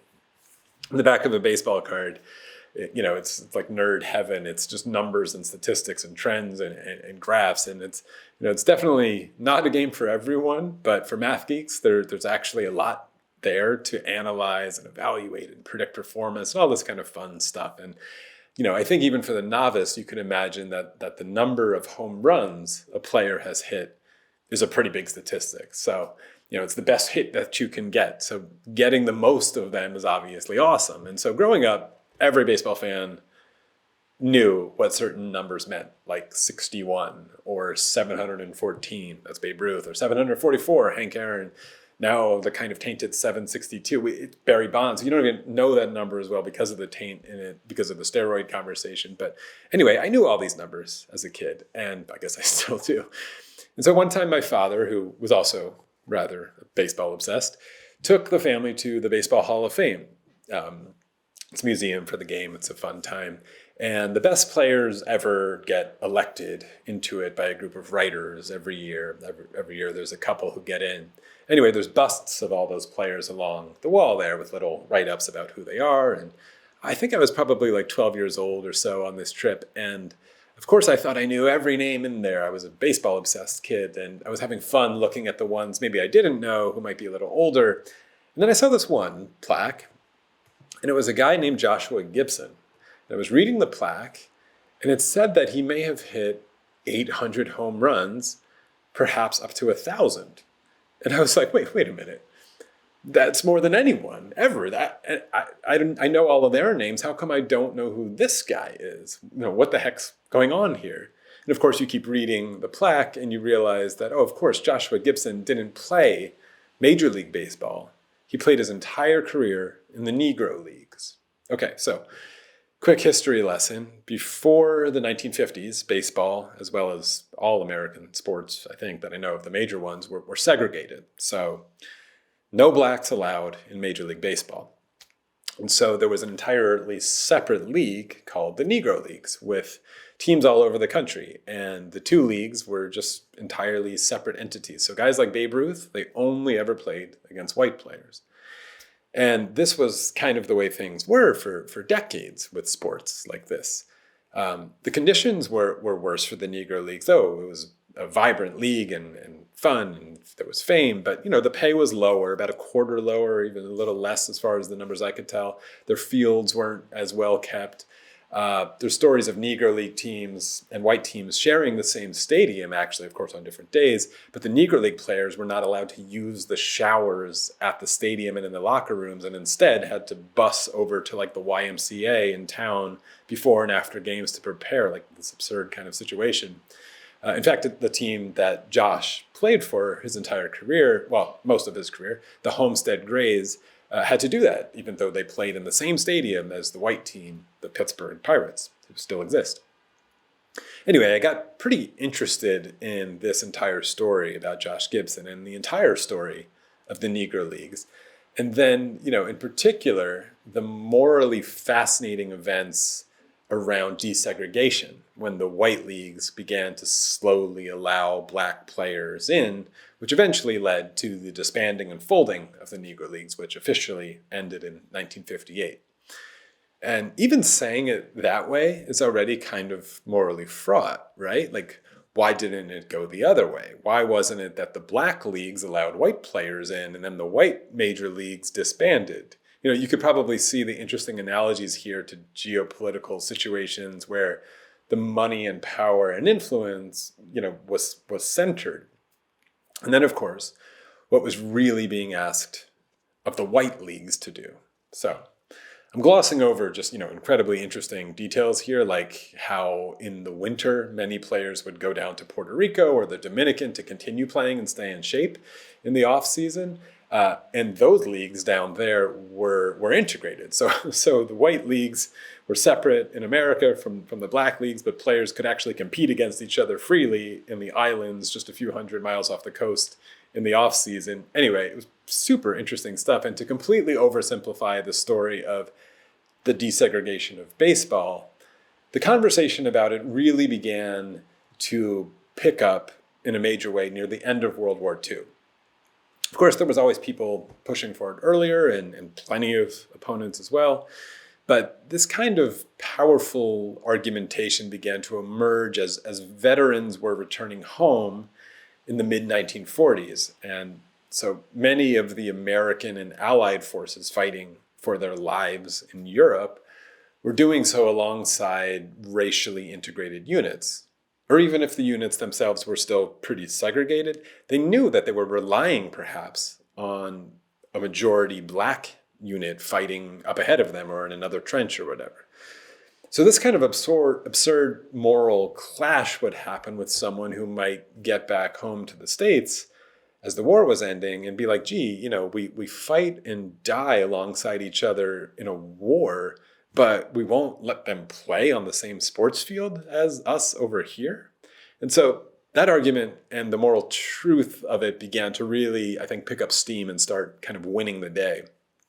And I think the writing was sort of on the wall that this was going to happen eventually.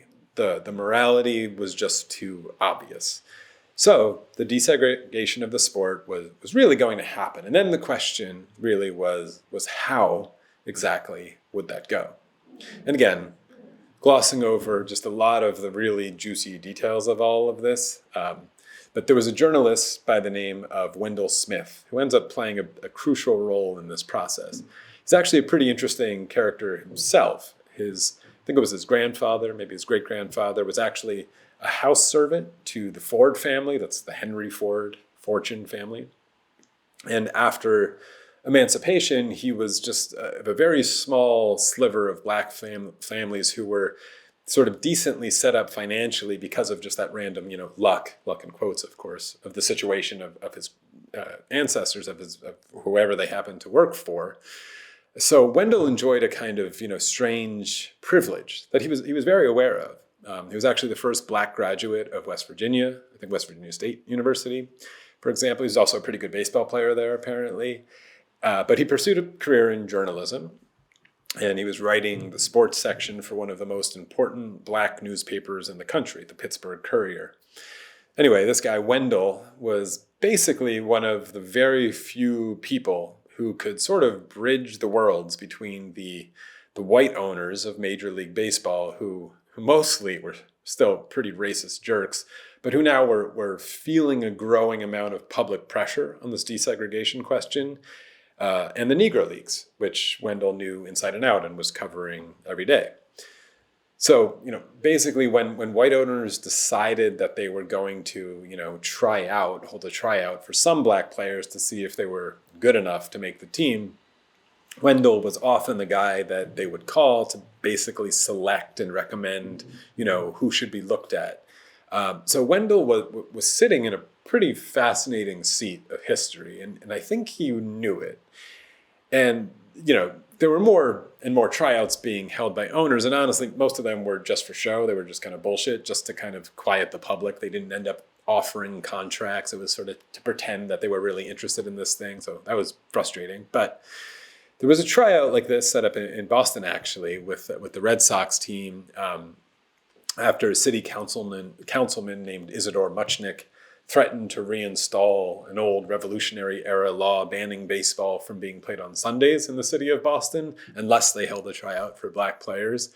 I think like church windows were being broken by kids playing stickball in the fields back in the days. And anyway, there was an old law in the books, and he just threaten to reinstate it unless they hold this tryout. Anyway, this was kind of the atmosphere at the time.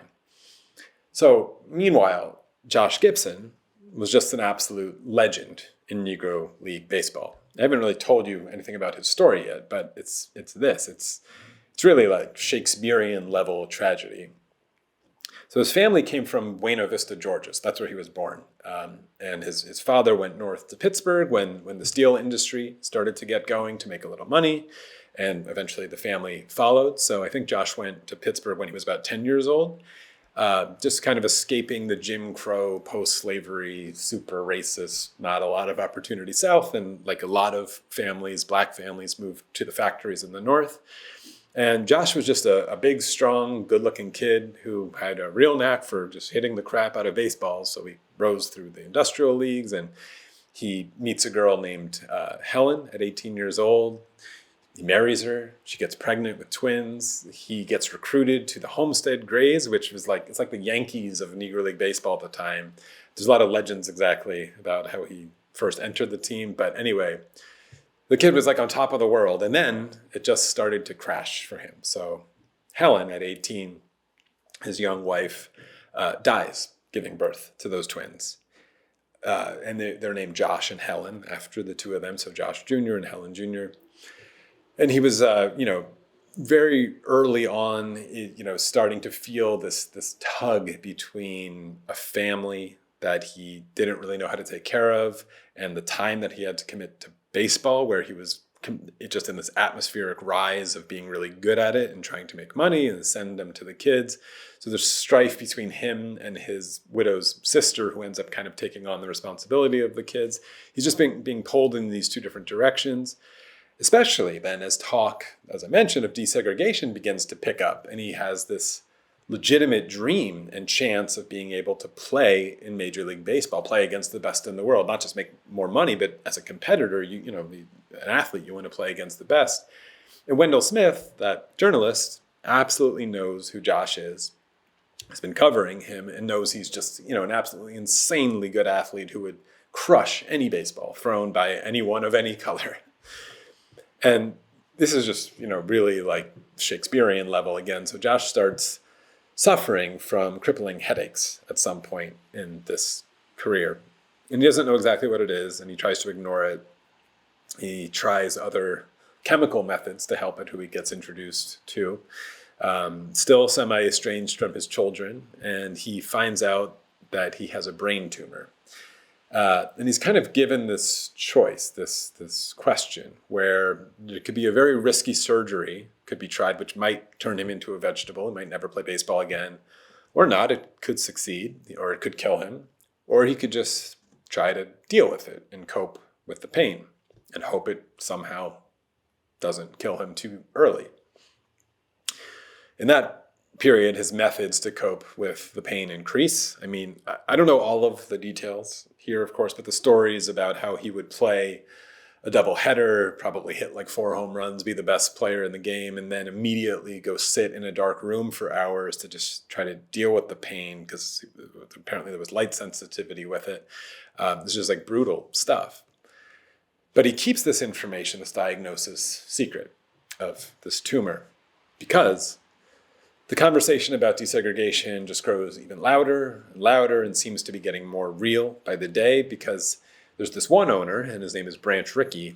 He owns the Brooklyn Dodgers, who legitimately seems like he wants to do this thing. It's not just talk anymore. And Josh still might have a chance to be that guy, even though he's a little bit older now at this point. And so Wendell Smith, is kind of the gatekeeper to this moment in history, as it were. I don't want to overplay that, but there's truth to it.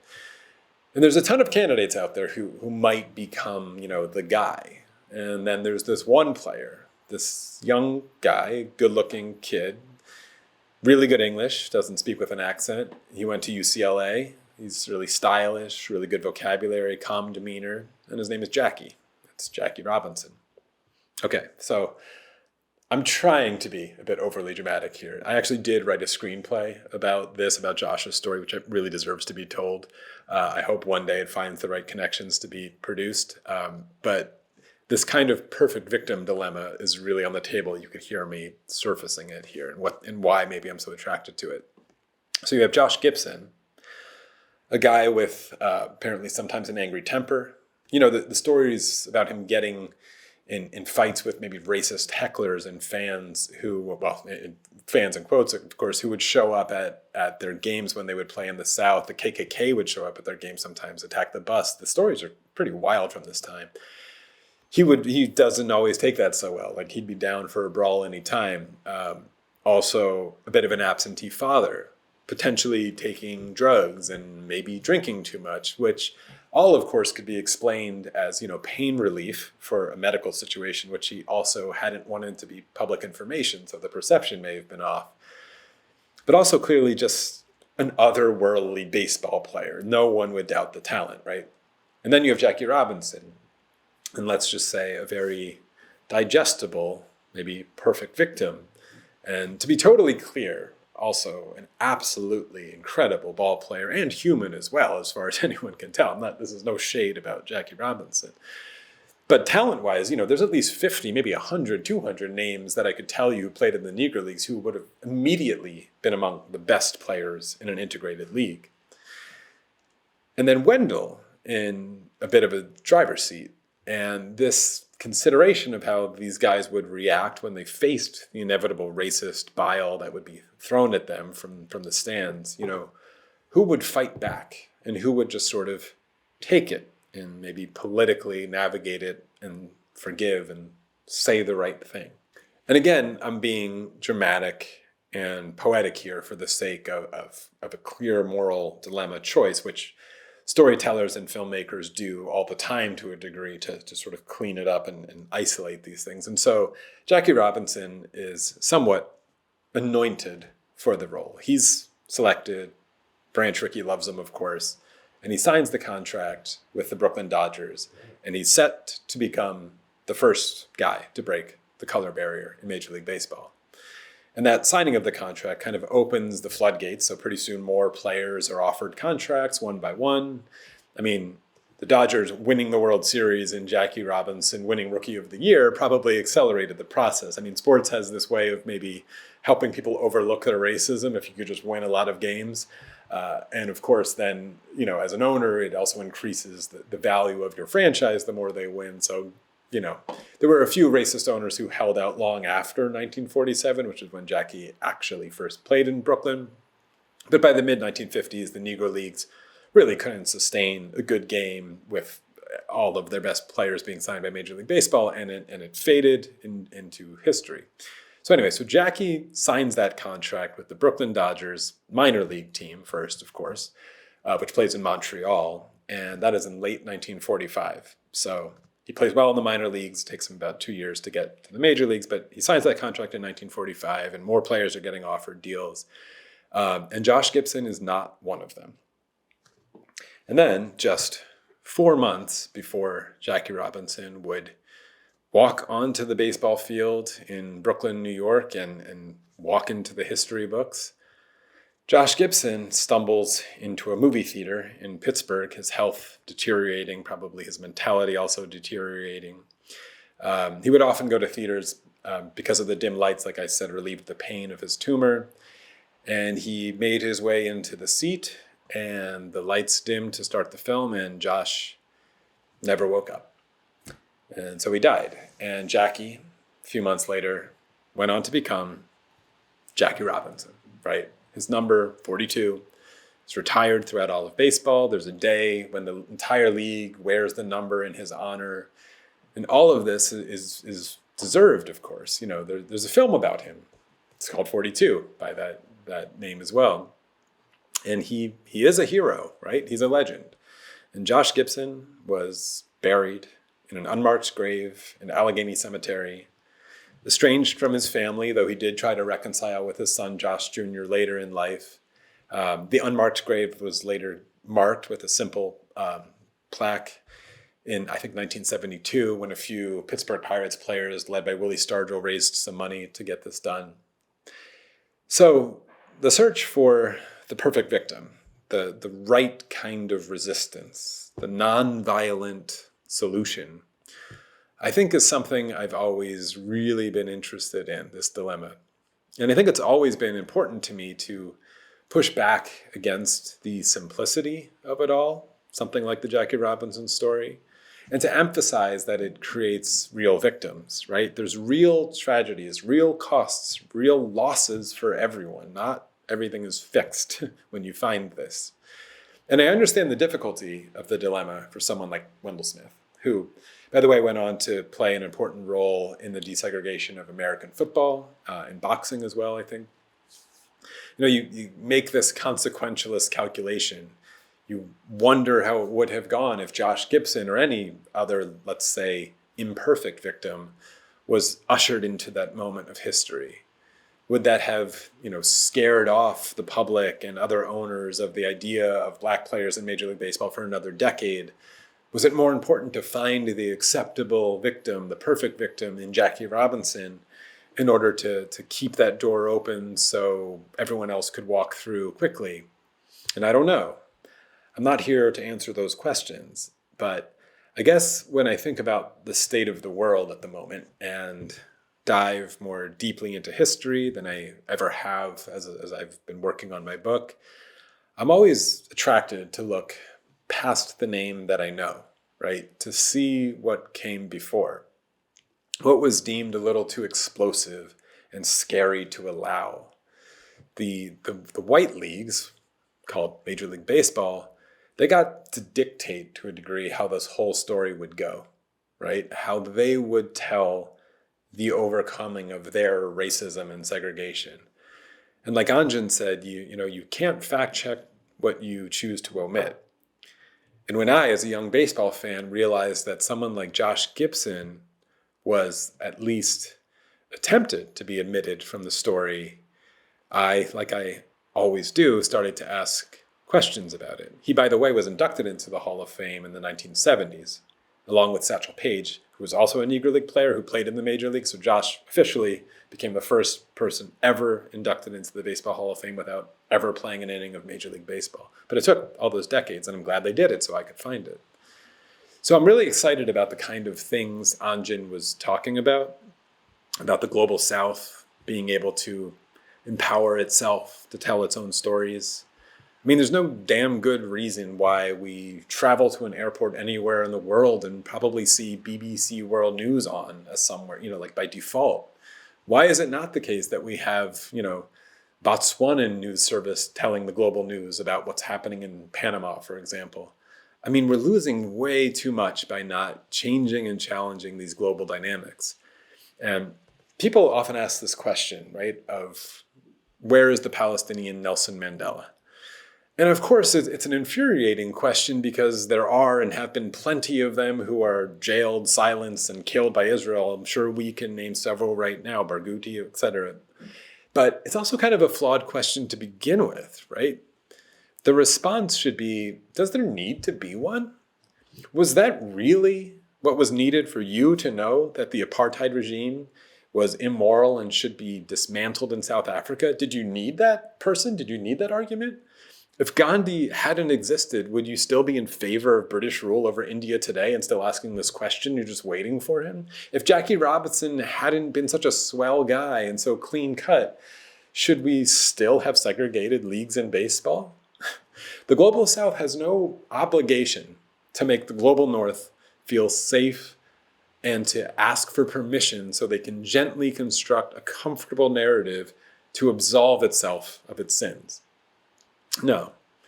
History is full of injustice, and if you've been following my work, I'm sure you understand that I think these injustices need to be addressed and acknowledged, even if the solutions are not entirely safe or comfortable.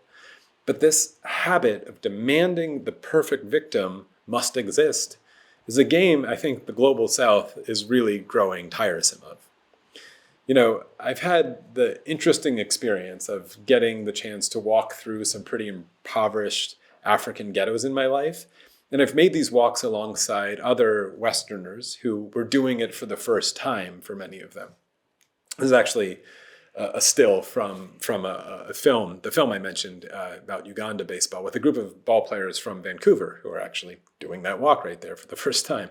And a funny thing happens very often at the ends of these kinds of walks. It's pretty striking what happens during the walks, the poverty, the smells, the sounds, the looks, the hunger, the dirt, everything else that you witness on these strolls. Very often on the other side of the walks, the people who I'm with, they want to talk about it. And many times I've heard Westerners echo a sentiment, an initial sentiment that sounds something like this. They say, wow, they're so poor, but they're happy. And it's such a strange sentiment, I think, such a strange thought. There's so much woven into it that I won't fully unpack here, but there's a certain romanticization of the other there. There's maybe a desired comfort because you feel implicated somehow in their poverty, a feeling of guilt about your own relative wealth, maybe wanting to believe that happiness is not tied to wealth because you yourself deep down really aren't happy. Maybe you're just actually scared. There's just a lot.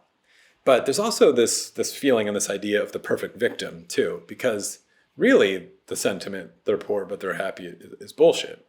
Sure, some are poor but happy, and happy. They're also poor but angry, poor but sad, poor but brilliant, poor but stupid, poor but smart, poor but hungry, everything, anything. It's not poor but, it's poor and. Yeah, they're poor and human. And that can be uncomfortable for people. And I'm not trying to be smug or special here. I've also encountered and thought this strange thought myself on my first trips there, which I wrote about in a separate essay, which if you're interested, you could find, about chasing justice. So as the world order continues to rumble, maybe before crumble, and even if this kind of natural narrative begins to form, and the privileged Westerner who holds power can finally find a way to move towards, a more comfortable and safe exit ramp from their own guilt, this will not erase the not so comfortable, not so perfect victims who suffered and died in relative silence and obscurity. And that relative obscurity, as Anjan also so beautifully pointed out, can maybe be poetically captured in such a way as to persist and survive in the form of writing or art or film or whatever, or music or poetry, and inspire someone sometime in the future. So when he describes, those people emerging from the barely noticed and barely mentioned forests who are asking, do people know about what's happening to me? And we can answer, yes, they know. And then they ask, and so where are they? Why don't they care about my suffering? We might be able to say that I don't know where they are, but if we tell these stories well, then maybe one day somebody will do more than just know. They will recognize it and cease to look away when it echoes in the struggles all around them. And that work I really do find deeply, deeply inspiring. And so thank you for listening. And next time anyone mentions the home run king of baseball, don't let anyone tell you it was Babe Ruth or Hank Aaron or Barry Bonds. Don't forget his name, Josh Gibson, legendary baseball player, and very much an imperfect victim. Thank you.